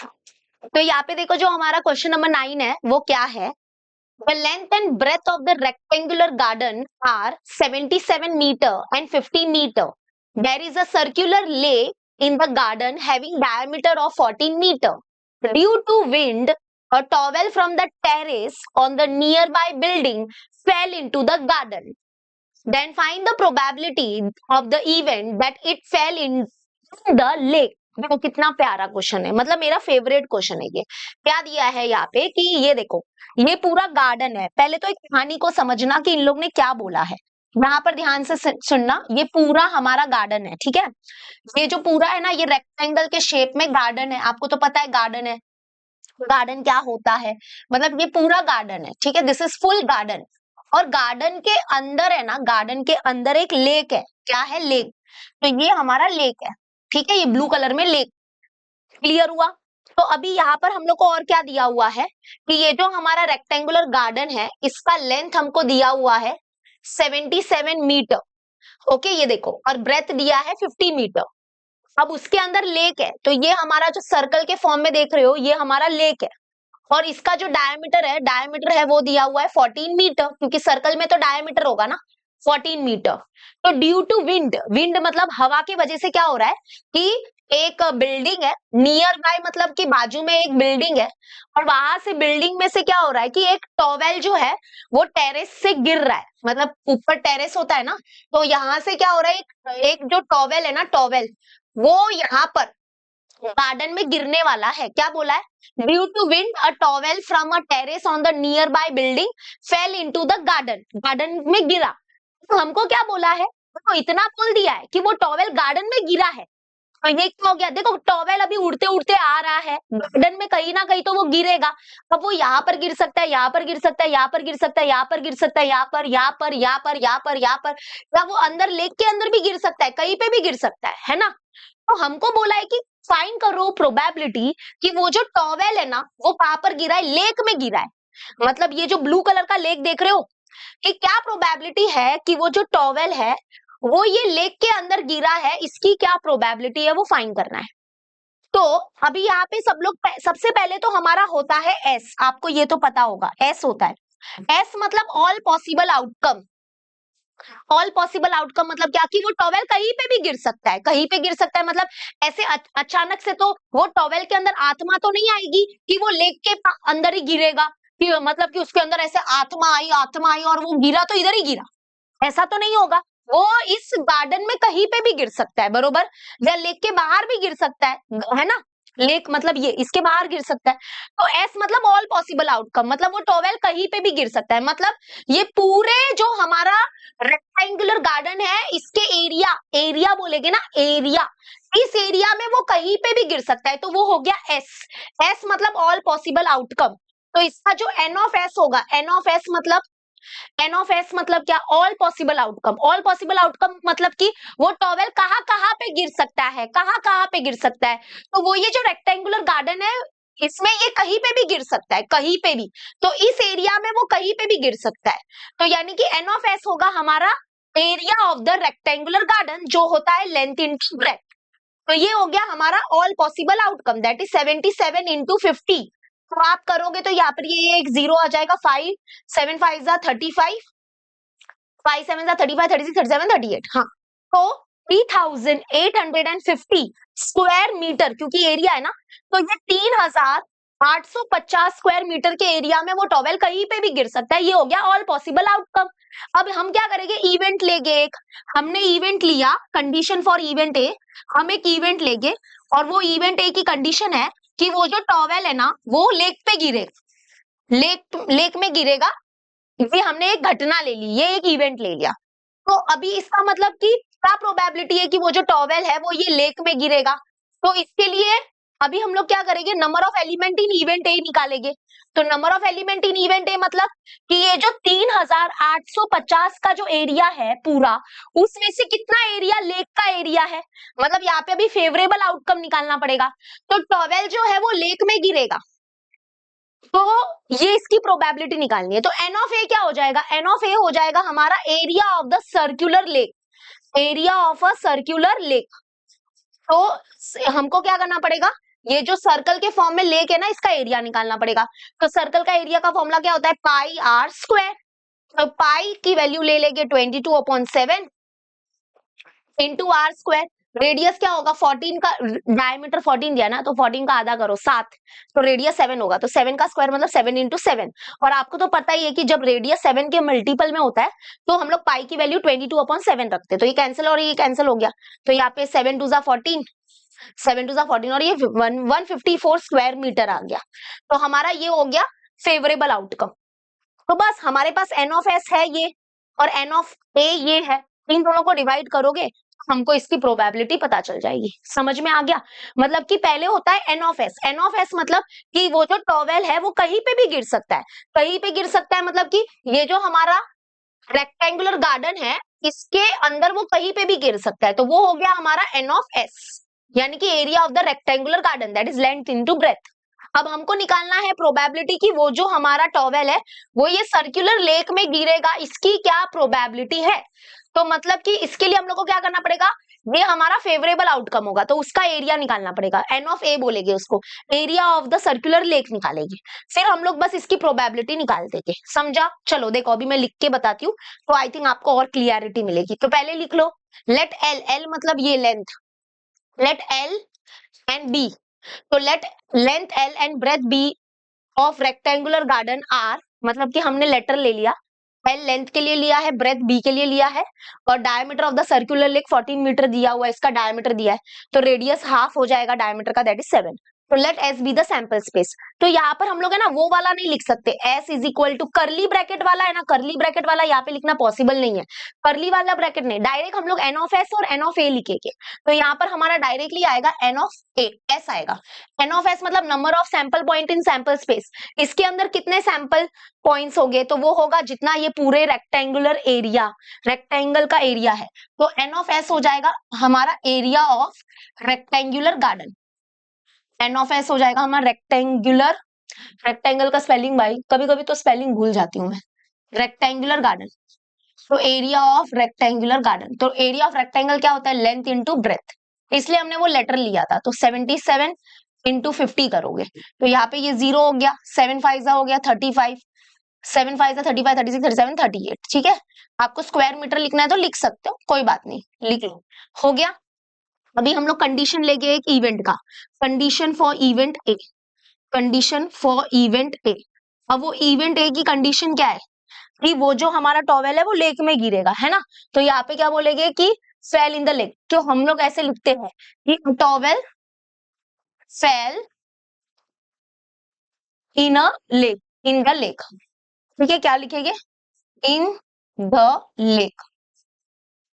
तो इन द लेक अगर फेल करना है तो हमारा फेवरेबल आउटकम कितना हो जाएगा, तो N of A, n of A मतलब कितना हो जाएगा, यहाँ पर हम लोग वो ए करली ब्रैकेट वाला नहीं लिख सकते, ठीक है, ये भी नहीं लिख सकते, तो डायरेक्ट हम लोग उसका नंबर लिखेंगे और वो होता है that is area of circular lake. तो एरिया ऑफ सर्क्यूलर लेक, तो circular lake area of the circle का फॉर्मूला होता है पाई आर स्क्वायर। तो पाई की वैल्यू है 22/7, आर है 7 का स्क्वायर, यानी कि 22/7 इंटू 7 कैंसल कैंसल, तो यहाँ पे हो जाएगा ये 154 स्क्वायर मीटर, ठीक है। तो अभी हमको इसी का प्रोबेबिलिटी निकालना है, तो हम लोग फिर लिखेंगे therefore probability of event A is equal to number of element in event A upon number of sample point in sample space, यानी कि 154 और अपॉन में आएगा 3850, है ना। आई थिंक यही होगा, यस और no in the comment section, yes. तो अभी हम कटम कुटुम करते हैं, तो यहाँ पे आ जाएगा 2 1 जा 2, 2 9 जा 18, 2 2 जा 4, 2 5 जा 10, 2 7 जा 14, 2 7 जा 14। अभी तो आई थिंक 11 के टेबल में जाएगा, या तो 11 के टेबल में देखते हैं, 11 की 7, क्योंकि ये 11 के टेबल में जाएगा या तो 7, 11 1 जा 11, 8 बचेगा, 11 7 जा 77 78 79 80 81 82, हाँ 11 के टेबल में भी जा रहा है, तो 11 से कट कर दूं, देखो 11 के टेबल में 11 1 जा 11 हो गया, तो 8 बचेगा, 11 7 जा 77 78 79 80 81 82, 5 बचा, तो 11 5 जा 55 एंड 11 7 जा हो गया है, तो 7/175 आ रहा है। अच्छा, इसके बाद आई थिंक और 7 से भी कट होगा, मुझे लग रहा है 7 1 जा 7, 7 2 जा 14, 3 बचेगा, 7 5 जा 35, हाँ, तो 1/25 इज द आंसर। मतलब क्या प्रोबेबिलिटी है कि वो जो टॉवेल है वो लेक में गिरेगा, सर्कुलर लेक में गिरेगा, तो उसकी प्रोबेबिलिटी है 1/25 is the answer. Okay, fraction में आंसर आया है ये, तो बहुत सिंपल है। एक होता है हमारा एन ऑफ एस और एक होता है एन ऑफ ए, ये दोनों को समझ लिया तो लाइफ सेट है। एन ऑफ एस मतलब ऑल पॉसिबल आउटकम, तो ऑल पॉसिबल आउटकम मतलब क्या कि वो जो टॉवेल है वो ये पूरे गार्डन में कहीं पे भी गिर सकता है, that is area of the rectangular garden. अब हमको किसकी प्रोबेबिलिटी निकालनी है, हमको निकालनी है प्रोबेबिलिटी कि वो जो टॉवेल है वो ये सर्कुलर लेक में गिरेगा, इसकी क्या प्रोबेबिलिटी है। तो ये पूरा जो हमारा रेक्टेंगुलर गार्डन का एरिया था उसमें से कितना एरिया हमारे सर्कल का एरिया था, तो वो हो जाएगा हमारा N of A, that is area of the circular lake, तो वो निकाला और दोनों को बस डिवाइड करना है, आंसर आ जाएगा। क्लियर हुआ सबको। चलो अभी करते हैं नेक्स्ट वाला, क्वेश्चन नंबर 10। क्वेश्चन नंबर 10 सब लोग रीड करो। क्या बोला है, in a game of chance a spinning arrow comes to rest at one of the number, मतलब कि आपको तो पता ही होगा कि ये मतलब ऐसे घुमाएंगे तो ये एरो कहीं ना कहीं पे तो रेस्ट पे आएगा, कोई भी नंबर पे रेस्ट आ सकता है, तो इसके ऊपर जो नंबर लिखे हैं वो 1 से लगा के पूरे 8 तक नंबर लिखे हुए हैं, ठीक है। All this are equally likely outcomes, मतलब कि हर आउटकम्स के आने का चांस जो है वो सेम है, मतलब जितना जितना 1 का आने का चांस है उतना 2 का आने का चांस है, 3 सबका आने का चांस सेम है। ठीक है, मतलब अगर हम ये एरो को स्पिन करेंगे, तो ये कहीं ना कहीं रेस्ट करेगा, कोई तो नंबर पे रेस्ट करेगा। अभी हम लोग को बोला है कि क्या प्रोबेबिलिटी है कि ये जो एरो है वो 8 नंबर पर रेस्ट करेगा, 8 नंबर पे रेस्ट करेगा। तो क्या प्रोबेबिलिटी है कि वो ऑड नंबर पे रेस्ट करेगा, क्या प्रोबेबिलिटी है कि वो जो एरो है वो ग्रेटर देन 2 नंबर पे रेस्ट करेगा, क्या प्रोबेबिलिटी है कि वो जो एरो है वो लेस देन 9 के नंबर पे रेस्ट करेगा। तो ये सब निकालना है, 4 इवेंट है, ये सब इवेंट है और इन सब इवेंट की प्रोबेबिलिटी निकालनी है। तो पहले तो हम बोलते हैं अ एरो इज स्पिनिंग, मतलब एक एरो को हमने स्पिन किया, तो ऑल पॉसिबल आउटकम क्या होगा, मतलब कि ये एरो कहाँ कहाँ पे रुक सकता है, कहीं पे भी रुक सकता है, 1 से लगा के 8 तक कोई भी नंबर पे रुक सकता है। तो let S be the sample space, और सैंपल स्पेस होगा हमारे 1 से लगा के पूरा जो हमारा 8 तक नंबर है वो। ठीक है, तो यहाँ पर आ जाएगा एन ऑफ एस कितना आ जाएगा 8। अभी हम लोग 4 इवेंट लेंगे, that is event A, event B, event C, event D. तो इवेंट ए क्या है कि वो जो एरो है वो रुका है 8 नंबर पे, तो 8 नंबर पे रुकेगा, इसकी क्या प्रोबेबिलिटी है, तो वो प्रोबेबिलिटी का फॉर्मूला होगा। तो पहले हम लोग ए निकालेंगे, ए मतलब फेवरेबल आउटकम। तो 1 से लगा के 8 तक जो नंबर है उसमें 8 कितनी बार है, एक ही बार है, तो क्या प्रोबेबिलिटी है कि वो जो एरो है वो 8 नंबर पे रुकेगा। तो फेवरेबल आउटकम में 8 तो एक ही बार है, तो 8 आएगा इधर। तो मतलब number of element in event A कितना हो गया, ये तो हो गया 1। सो देयरफॉर इसकी प्रोबेबिलिटी होगी, probability of event A is equal to number of element in event A upon number of sample point in sample space. इसका मतलब सब, इसका आंसर है 1/8 इज द आंसर, कि वो हमारा जो एरो है वो 8 नंबर पे आके रुकेगा, इसकी प्रोबेबिलिटी है 1/8, क्योंकि 8 एक ही बार है और अपॉन टोटल आउटकम है 8, तो 1/8 इज द आंसर। अभी हम निकालेंगे इवेंट बी की प्रोबेबिलिटी। इवेंट बी है कि क्या प्रोबेबिलिटी है कि वो जो एरो है वो ऑड नंबर पे आके रुकेगा, तो हम लोग लिखेंगे पहले बी, इवेंट बी। तो यहाँ पे 1 से लगा के 8 तक कौन कौन से ऑड नंबर है, ऑड नंबर बताया था मैंने आपको डेफिनेशन, जो नंबर 2 से डिवाइड नहीं होते, जो नंबर 2 के टेबल में नहीं जाते उनको ऑड नंबर बोलते हैं। तो 1 ऑड नंबर है, 3 ऑड नंबर है, 5 ऑड नंबर है, एक मिनट रोटेट, ऑड नंबर ना 5 और 7, तो ये ऑड नंबर हो गया। तो number of element in event B कितना हो गया, 4, 4 ऑड नंबर है। सो देयरफॉर इसकी प्रोबेबिलिटी क्या हो जाएगी, प्रोबेबिलिटी हो जाएगी number of element in event B upon number of, ये हो जाएगा टोटल सैंपल स्पेस, यानी कि आंसर है 4/8। 4/8 का मतलब होगा 4 1 जा 4 2 जा, मतलब हाफ, हाफ चांस है कि वो जो नंबर है वो ऑड नंबर पे रुकेगा, सॉरी वो जो एरो है वो ऑड नंबर पे रुकेगा, हाफ, हाफ मतलब 50%। ऑब्वियसली 50% क्यों आया, क्योंकि टोटल 8 नंबर थे, 8 में से 4 ऑड थे, 4 इवन थे, तो जो एरो है वो ऑड नंबर पे रुकेगा, उसका चांसेस है हाफ, हाफ मतलब 50%, है ना, आधा चांसेस होगा, क्योंकि आधा आधा डिस्ट्रीब्यूट हुआ है इवन और ऑड में। अभी आ जाते हैं इवेंट सी। इवेंट सी क्या है कि क्या प्रोबेबिलिटी है जो वो एरो है वो रेस्ट करेगा the number which is greater than 2।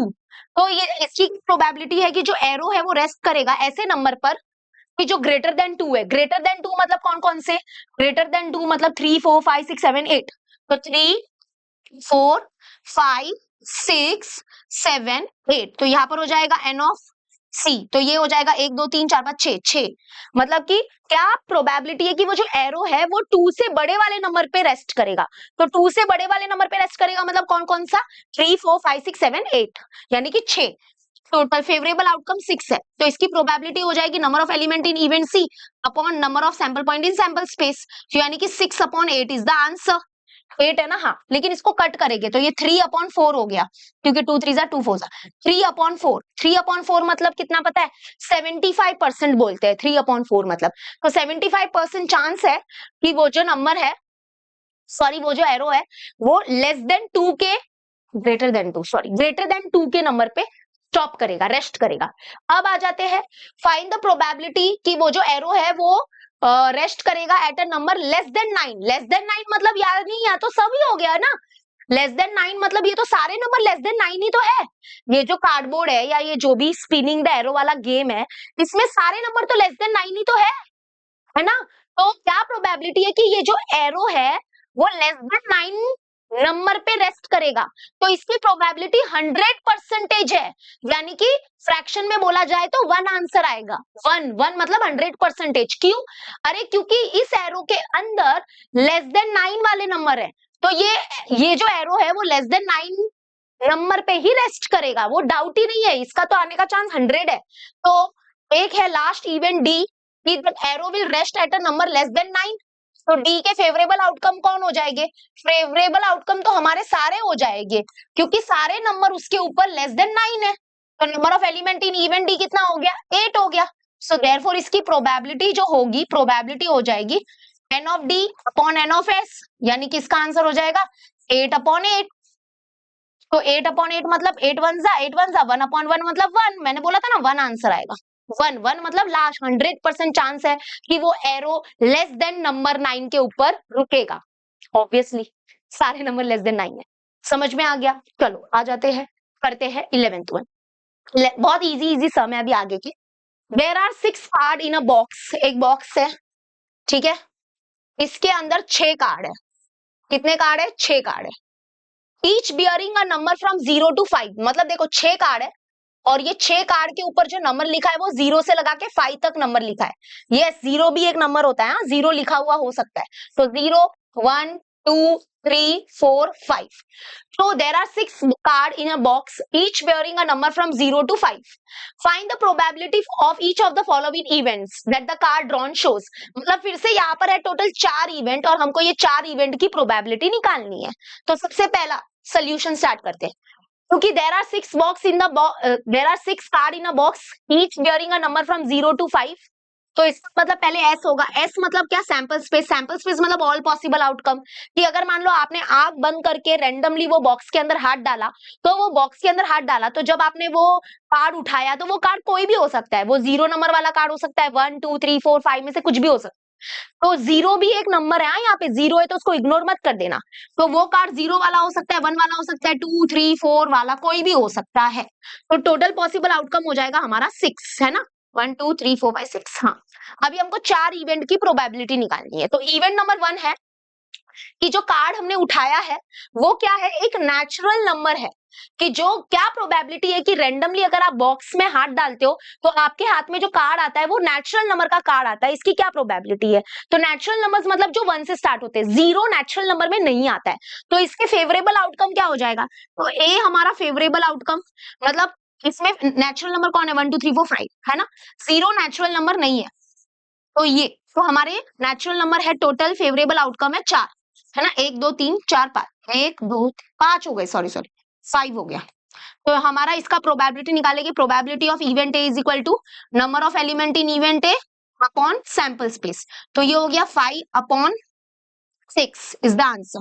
मतलब क्या प्रोबेबिलिटी है कि जो हमने कार्ड उठाया है वो नेचुरल नंबर वाला कार्ड है, उसकी प्रोबेबिलिटी है 5/6। अभी सेकंड इवेंट है कि क्या प्रोबेबिलिटी है कि जो हम कार्ड उठा रहे हैं वो क्या है? ऐसा नंबर है जो लेस देन 1 है। लेस देन 1 मतलब 0, है ना? क्या प्रोबेबिलिटी है कि जो कार्ड उठा रहे हैं the card drawn choose shows a number less than 1। तो लेस देन 1 मतलब लेस देन 1 तो 0 वाला कार्ड है ना, 1 से छोटा वाला तो ये वाला कार्ड है 0। तो इसकी प्रोबेबिलिटी क्या है? तो इसका फेवरेबल आउटकम हो गया, ये फेवरेबल आउटकम सिर्फ एक ही है।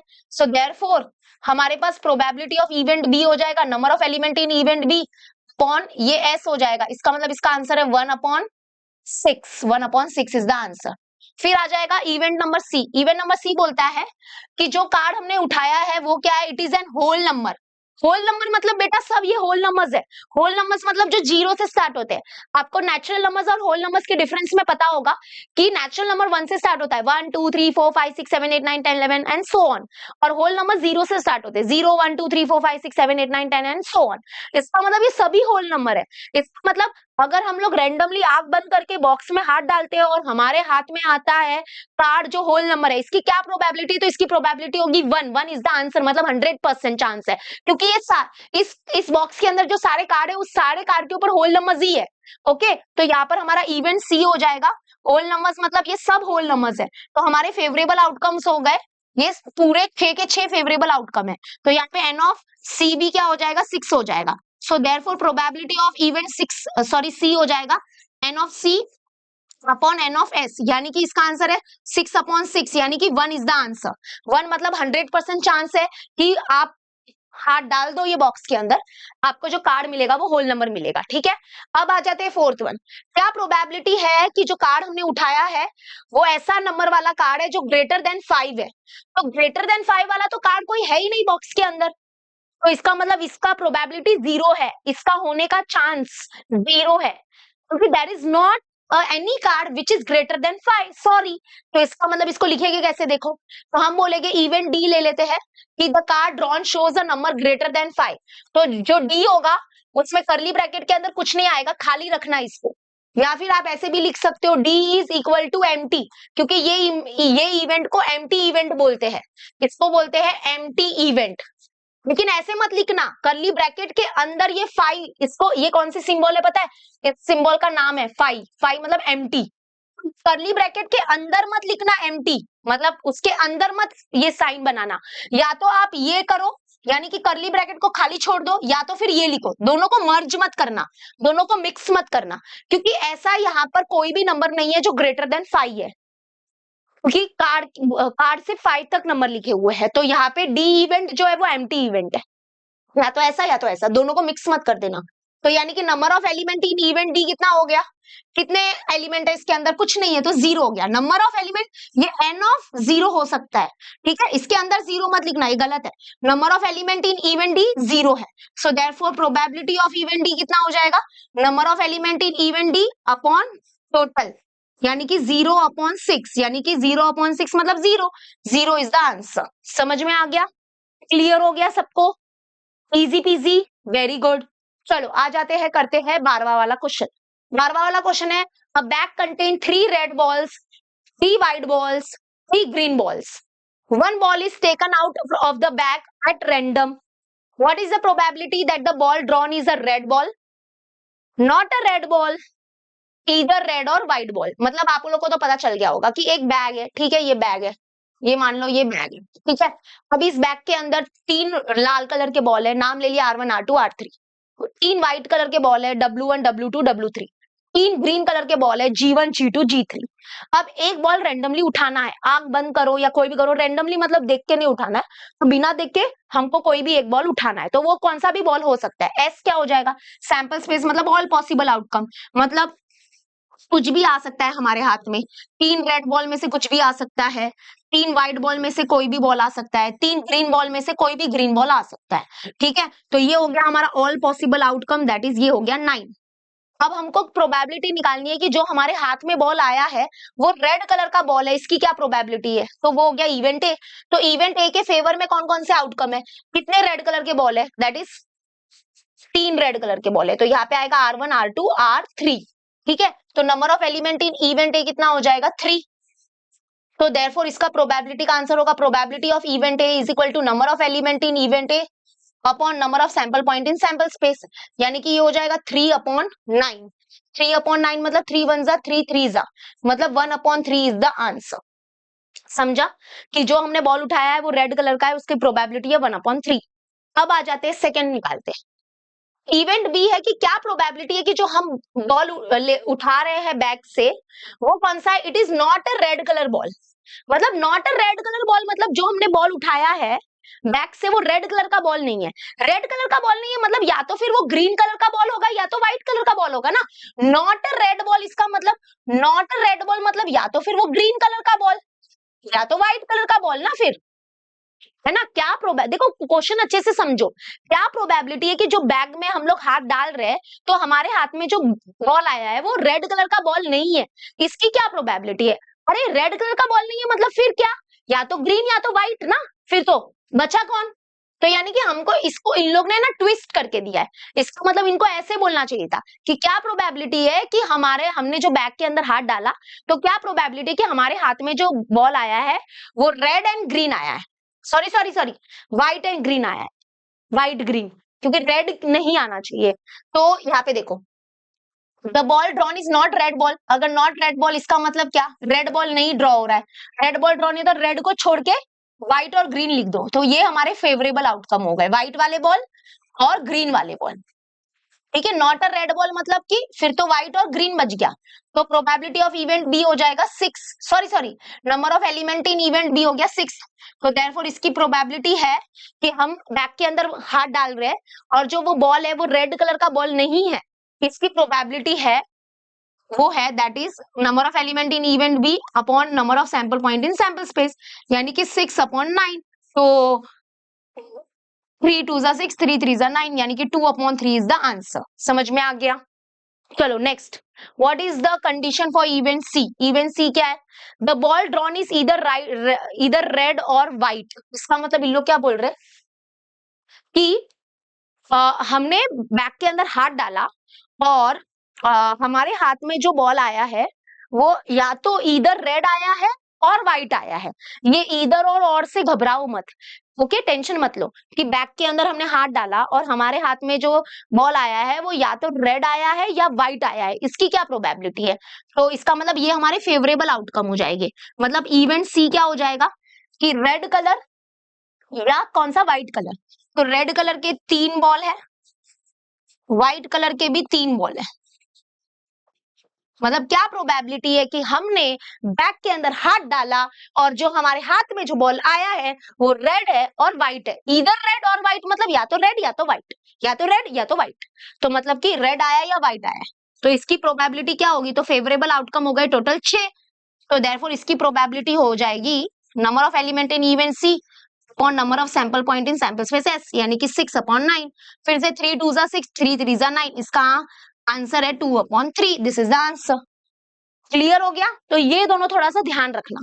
सेकंड वाले में बोला था कि क्या प्रोबेबिलिटी है कि जो हमने बॉल उठाया है वो रेड कलर का नहीं है, रेड कलर का नहीं है मतलब या तो फिर वो क्या होगा, व्हाइट कलर का होगा या तो ग्रीन कलर का होगा, है ना। और थर्ड वाले में बोला था कि जो हमने बैग के अंदर हाथ डाला है तो क्या प्रोबेबिलिटी है कि जो बॉल हमारे हाथ में आया है वो रेड आया है और व्हाइट आया है, रेड और व्हाइट, रेड और व्हाइट, रेड और व्हाइट, तो रेड भी लिखने का व्हाइट भी लिखने का। ठीक है, क्लियर हो गया, समझ में आ गया? चलो वेरी गुड। अब आ जाते हैं 13th वाला, सब लोग क्वेश्चन पढ़ो, इसको क्या दिया है? Each card bears one letter from the word mathematics. Okay, mathematics है एक वर्ड और एक कार्ड है, कार्ड। ठीक है, आप लोग पूरा क्वेश्चन पढ़ो सब लोग फटाफट। चलो चलो, कंजूसी नहीं होनी चाहिए, टाइम पास नहीं होना चाहिए। देखो वीडियो को लाइक किया है कि नहीं मुझे सब लोग कमेंट में बता दो। वीडियो को लाइक किया है, यस और no in the comment section, come on guys. क्या बोला है? ईच कार्ड, एक कार्ड है, bears one letter from the word mathematics.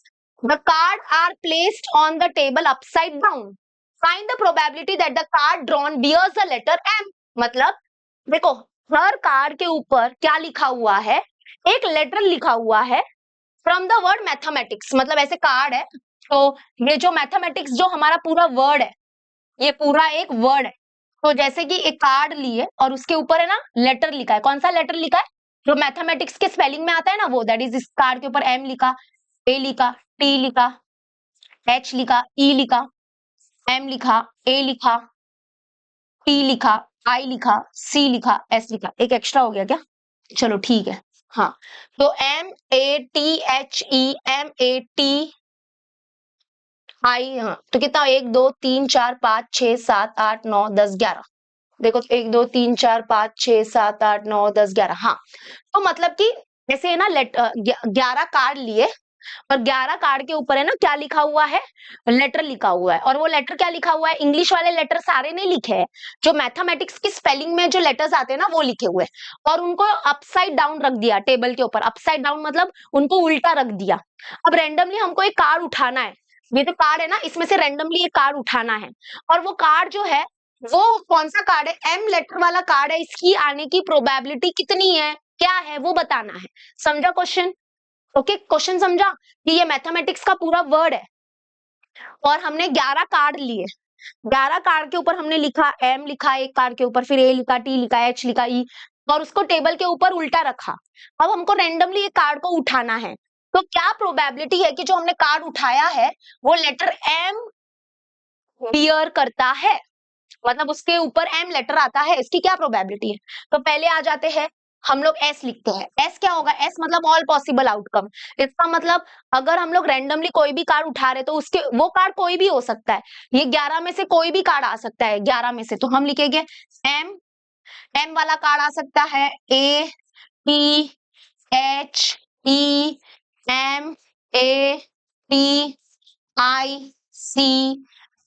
मतलब ये हो गया ऑल पॉसिबल आउटकम, मतलब इस 12 में से कोई भी कार्ड हमारे हाथ में आ सकता है। ठीक है, एम अगर 2 बार है तो बेटा 2 बार लिखो, क्योंकि कार्ड एम वाले 2 बार है, वैसे ही ए वाले भी 2 बार है, तो सब लिखना है आपको। ये ऑल पॉसिबल आउटकम है, दैट इज 11। अब हम एक इवेंट लेंगे। इवेंट ए क्या है हमारा, कि जो कार्ड हमने उठाया है वो लेटर एम वाला कार्ड है। ठीक है, तो इस इवेंट के फेवर में कितने आउटकम आते हैं, तो एम के 2 कार्ड है बरोबर, तो ये हमारे हो गए favourable outcome, that is M comma N. तो 2 वाले कार्ड है, तो number of element in event A हो गया 2, 2 है ना, 2। तो देयरफॉर इसकी प्रोबेबिलिटी क्या हो गई, प्रोबेबिलिटी ऑफ इवेंट ए हो गया number of element in event A upon number of sample point in sample space, इसका मतलब 2 अपॉन 11 इज द आंसर। मतलब कि जो प्रोबेबिलिटी है कि जो हम कार्ड उठा रहे हैं वो एम वाला कार्ड होगा, इसकी प्रोबेबिलिटी 2 अपॉन 11 है। तो क्यों, क्योंकि फेवरेबल आउटकम 2 है, क्योंकि 2 एम वाले कार्ड है, और अपॉन में नीचे 11 क्यों आया, क्योंकि टोटल आउटकम 11 है। तो 2 अपॉन 11 चांस है कि जो कार्ड उठाया है वो एम वाला कार्ड उठाया है। बस ऐसे ही आपको लिखना है, इट इज वेरी सिंपल। समझ में आ गया, चलो करते हैं 14th वन। 14th वन भी बहुत इजी है। क्या बोला है, out of 200 student from the school 135 students like kabaddi and the remaining student do not like the game. One student is selected at random from all the student. Find the probability that the student selected doesn't like kabaddi. मतलब देखो total कितने बच्चे हैं, total है हमारे पास 200 बच्चे। कितने बच्चे हैं हमारे पास, 200 बच्चे हैं। ठीक है, तो टोटल 200 बच्चे हैं। अब 200 बच्चे में से क्या होता है, 135 स्टूडेंट्स को कबड्डी खेलना बहुत पसंद है। कबड्डी खेलना क्या है, बहुत पसंद है। और जो बचे हुए स्टूडेंट है उनको कबड्डी खेलना बिल्कुल पसंद नहीं है। मतलब कितने बचे जरा बताना, 200 में से हम 135 को निकाल देंगे तो बचेगा कितना, 65 बचेगा। जरा कैलकुलेट करके देख लो, 200 में से 135 निकालो, तो ये हो गया 10, ये हो गया 9, ये हो गया 1। यस, तो 65 स्टूडेंट ऐसे हैं जिनको कबड्डी खेलना नहीं पसंद है, उनको कबड्डी खेलना नहीं पसंद है, नॉट कबड्डी, कबड्डी के वो फैन नहीं है।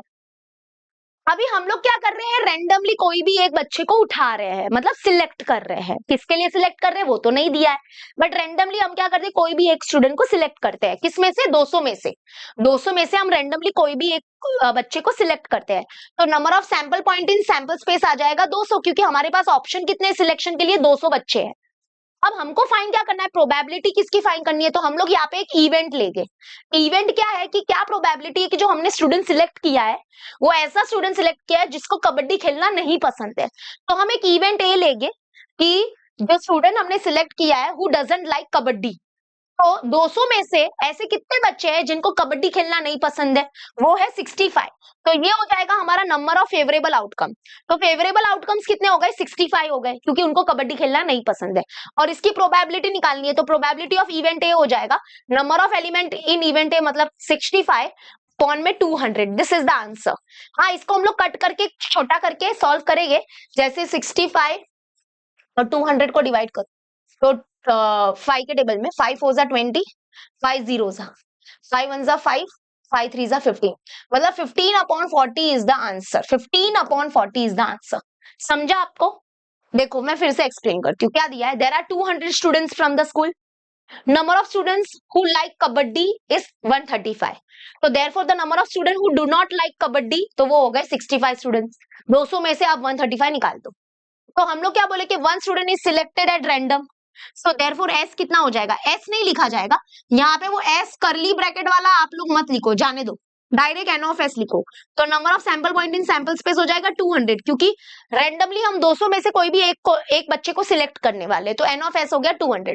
अब हम यहाँ पे एक इवेंट लेंगे, एक घटना लेंगे। घटना क्या है, हमारी कंडीशन क्या है उसकी, कि जो स्टूडेंट हमने सिलेक्ट किया है उसको क्या है, who doesn't like kabaddi, kabaddi खेलना नहीं पसंद है। तो 200 में से ऐसे कितने बच्चे थे जिनको कबड्डी खेलना नहीं पसंद है, तो number of element in event A कितना हो जाएगा, वो हो जाएगा 65, क्योंकि 65 स्टूडेंट ऐसे जिनको कबड्डी खेलना नहीं पसंद है। तो इसकी प्रोबेबिलिटी क्या होगी, कि प्रोबेबिलिटी ऑफ इवेंट ए हो जाएगा number of element in event A upon number of sample point in sample space S. तो ये कितना हो जाएगा, 65 अपॉन में टोटल है 200, तो यहाँ पर आ जाएगा 5 4 20, 5 0 0, 5 1 जा 5, 5 3 जा 15, तो आंसर हो जाएगा 13/40 इज द आंसर। समझ में आ गया, 13/40 इज द आंसर। चलो नेक्स्ट आ जाते हैं, 15th वन करते हैं, बहुत इजी सम है। क्या बोला है, a 2 digit number is to be formed from the digit 0 1 2 3 4, the repetition of the digit is allowed. Oh wow, तो रिपीटेशन हमको अलाउ किया गया है। Find the probability that the number so formed is prime number, second multiple of 4, third multiple of 11। ठीक है, हमको क्या करना है कि हमारे पास ये 5 डिजिट है, 5 है ना, 1 2 3 4 5, हाँ, तो हमको क्या करना है, 2 डिजिट नंबर्स बनाने हैं इनके मदद से, और रिपीटेशन अलाउ किया है। रिपीटेशन अलाउ किया है मतलब जैसे डिजिट रिपीट हो सकता है, जैसे 1 1 1 1, ये डिजिट को रिपीट किया ना, तो ये अलाउ है। और 2 2 भी यूज कर सकते हैं, 3 3 भी चलेगा, 4 4 भी चलेगा। ठीक है, रिपीटेशन अलाउ है। तो हमको क्या करना है, 2 डिजिट नंबर फॉर्म करने हैं। तो टोटल ऑल पॉसिबल आउटकम कितना हो जाएगा, देखो पहली बात तो जीरो का कॉम्बिनेशन हम लोग किसी के साथ नहीं ले सकते, क्योंकि 0 1 0 2 0 3 0 4 या फिर 0 0 जो भी हो, ये हमारे 2 डिजिट नंबर नहीं है, ये 1 डिजिट नंबर है। क्योंकि 0 1 का मतलब होता है 1, 0 2 का मतलब होता है 2, तो हमको 2 डिजिट नंबर बनाने हैं, बताने हैं। तो हम लोग जीरो का कॉम्बिनेशन नहीं ले सकते, ठीक है, तो जीरो का कॉम्बिनेशन किसी के साथ नहीं ले सकते। देखो मैं कैसे करती हूँ, मैं मतलब 2 डिजिट नंबर फॉर्म करना है तो उसको ध्यान से करना।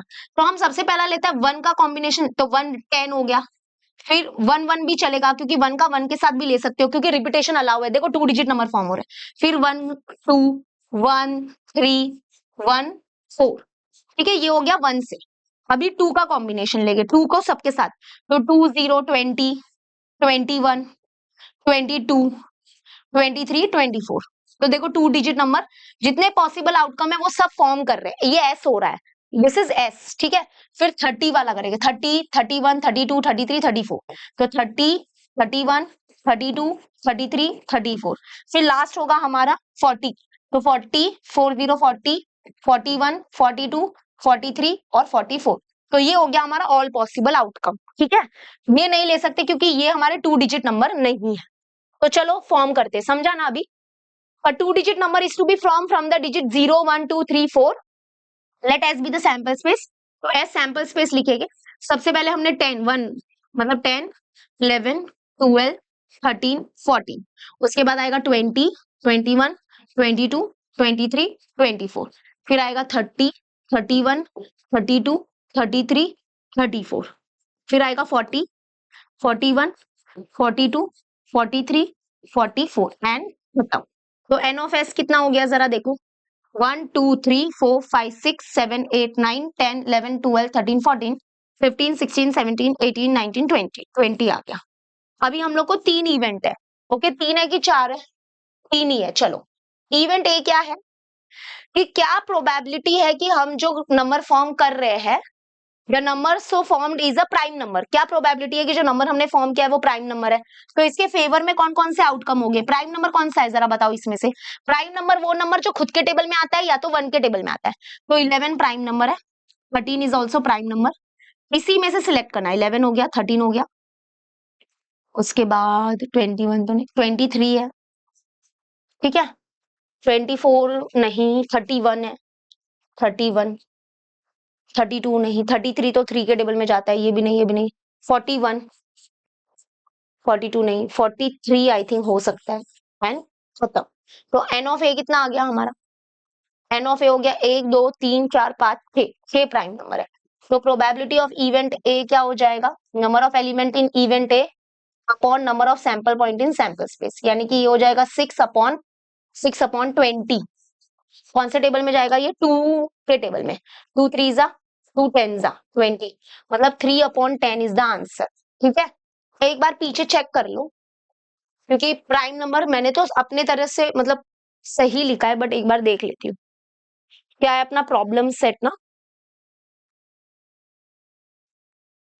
Problem set 5, problem set 5, problem set 5। तब तक देख लो बेटा वीडियो लाइक किया है कि नहीं, जल्दी जल्दी वीडियो को लाइक करो, जितना लाइक करोगे उतना रीच बढ़ता है, और रीच बढ़ना भी चाहिए, है ना। कौन सा वाला कर रहे हैं, यही ना, 3/10 इज द आंसर, बरोबर है। चलो नेक्स्ट इवेंट बी क्या है, कि जो नंबर हमने फॉर्म किया है वो मल्टीपल ऑफ 4 होगा, मतलब 4 के टेबल में आता है, इसकी क्या प्रोबेबिलिटी है? तो मल्टीपल ऑफ 4 वाला कौन कौन सा है इसमें? 4 के टेबल में कौन जाता है? 4 3 जा 12, 20 जाता है, फिर 24, 4 6 जा 24 होता है, फिर 32 भी जाता है ना, आई थिंक, हाँ, 8 4 जा, हाँ, 4 8 जा 32, उसके बाद 4 10 जा 40, फिर 44 जाएगा, 44। तो देखो एन ऑफ बी कितना हो गया? 1 2 3 4 5 6 हो गया। तो प्रोबेबिलिटी ऑफ इवेंट बी क्या होगा? Number of element in event B upon number of this, यानी कि 6/6/20। फिर से 2 3 जा 2 10 जा, तो 3/10 इज द आंसर। ठीक है, चलो नेक्स्ट, इवेंट सी। इवेंट सी का प्रोबेबिलिटी निकालेंगे। इवेंट सी, इवेंट सी क्या है कि जो नंबर हमने फॉर्म किया है that is the multiple of 11। वो तो बहुत इजी है, मल्टीपल ऑफ 11 में तो ये आएगा जो रिपीटेशन वाला था ना, 12 11 1 जा 11, 11 2 जा 22, 11 3 जा 33, 11 4 जा 44।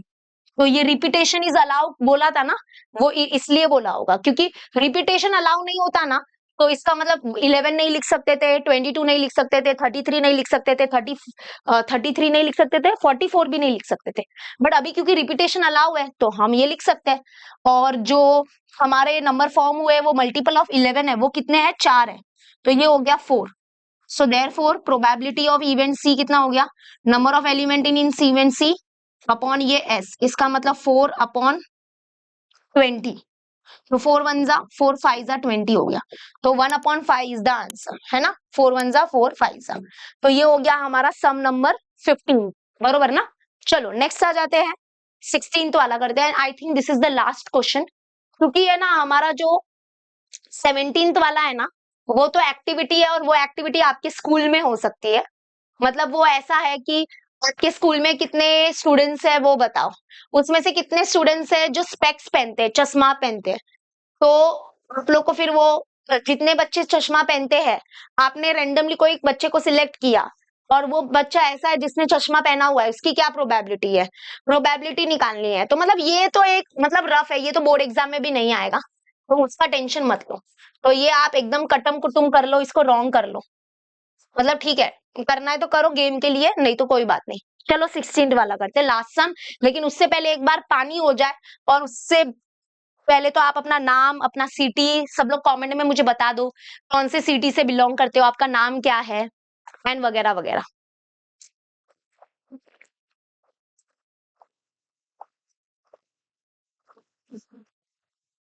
मजा आ गया ना?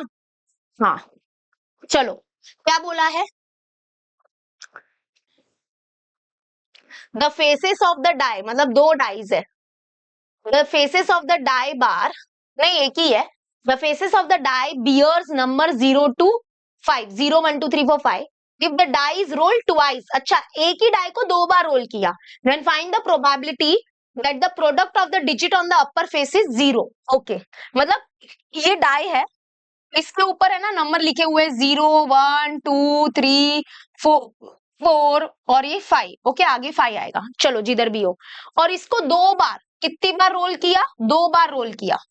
अगर आप एक डाइस को दो बार रोल करोगे तो क्या क्या आने का चांस है अपर फेस में? तो इसका है ना एस लिखना थोड़ा सा वैसा है, जैसे तुम लोग को पता है अगर हमारा कोई नॉर्मल डाई होता था, नॉर्मल डाई मतलब वो डाई जिसके अपर फेस में क्या लिखा होता है 1 2 3 4 5 6। तो आप लोग को पता है उसका सैंपल स्पेस हम लोग ऐसे लिखते थे कि अगर इस डाई को दो बार रोल किया तो अपर फेस में क्या आ सकता है? 1 1 आ सकता है, अपर फेस में 1 2 आ सकता है, 1 3 आ सकता है, 1 4 आ, वो देखो पूरा हम लोग 36, टोटल एन ऑफ एस कितना आता था? 36 आता था, बरोबर। इधर भी 36 होगा, लेकिन यहाँ पे थोड़ा नंबर अलग है। यहाँ पर अगर कोई नॉर्मल डाई होता है तो उसके ऊपर नंबर लिखा हुआ रहता है 1 से लगा के 6, लेकिन यहाँ पे ये जो डाई है इसके ऊपर नंबर लिखा है 1 0 1 2 3 4। यहाँ पे 6 नहीं है, 6 के जगह पे 0 है। तो इस डाई को दो बार रोल किया तो एस क्या होगा? मतलब अपर फेस में क्या आ सकता है? अपर फेस में 0 0 आ सकता है, या तो दोनों बार क्या हो सकता है, या तो 0 0 आ सकता है, या फिर 0 1 आ सकता है, 0 2 आ सकता है, 0 3 आ सकता है, 0 4 आ सकता है, 0 5 आ सकता है। मतलब हम क्या करेंगे, सबसे पहला 0 का कॉम्बिनेशन सबके साथ लेंगे। या फिर अपर फेस में क्या आ सकता है, 1 0 आ सकता है, 1 0 आ सकता है, या 1 1 आ सकता है ऊपर, या 1 2 आ सकता है, 1 3 आ सकता है, 1 4 आ सकता है, 1 5 आ सकता है, क्योंकि 6 तो है ही नहीं। अभी 2 का कॉम्बिनेशन सबके साथ लेंगे, दैट इज 2 0 आ सकता है, 2 1 आ सकता है, 2 2 आ सकता है, 2 3 आ सकता है, 2 4 आ सकता है, 2 5 आ सकता है।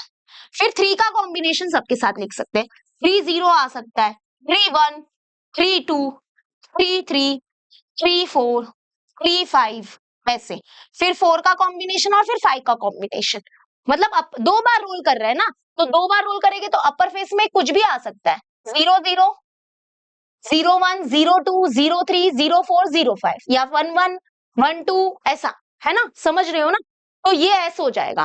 तो faces of the die bears the number 0 2, 0 1 2 3 4 5, a die is rolled twice, let S be the sample space. तो ये बहुत अच्छे से आप लिखना, पूरा लिखना, कंजूसी नहीं होनी चाहिए। टोटल 36 होगा। अब हमको क्या इवेंट निकालना है, मतलब किसकी प्रोबेबिलिटी निकालनी है। Find the probability that the product of the digit on the upper face is 0।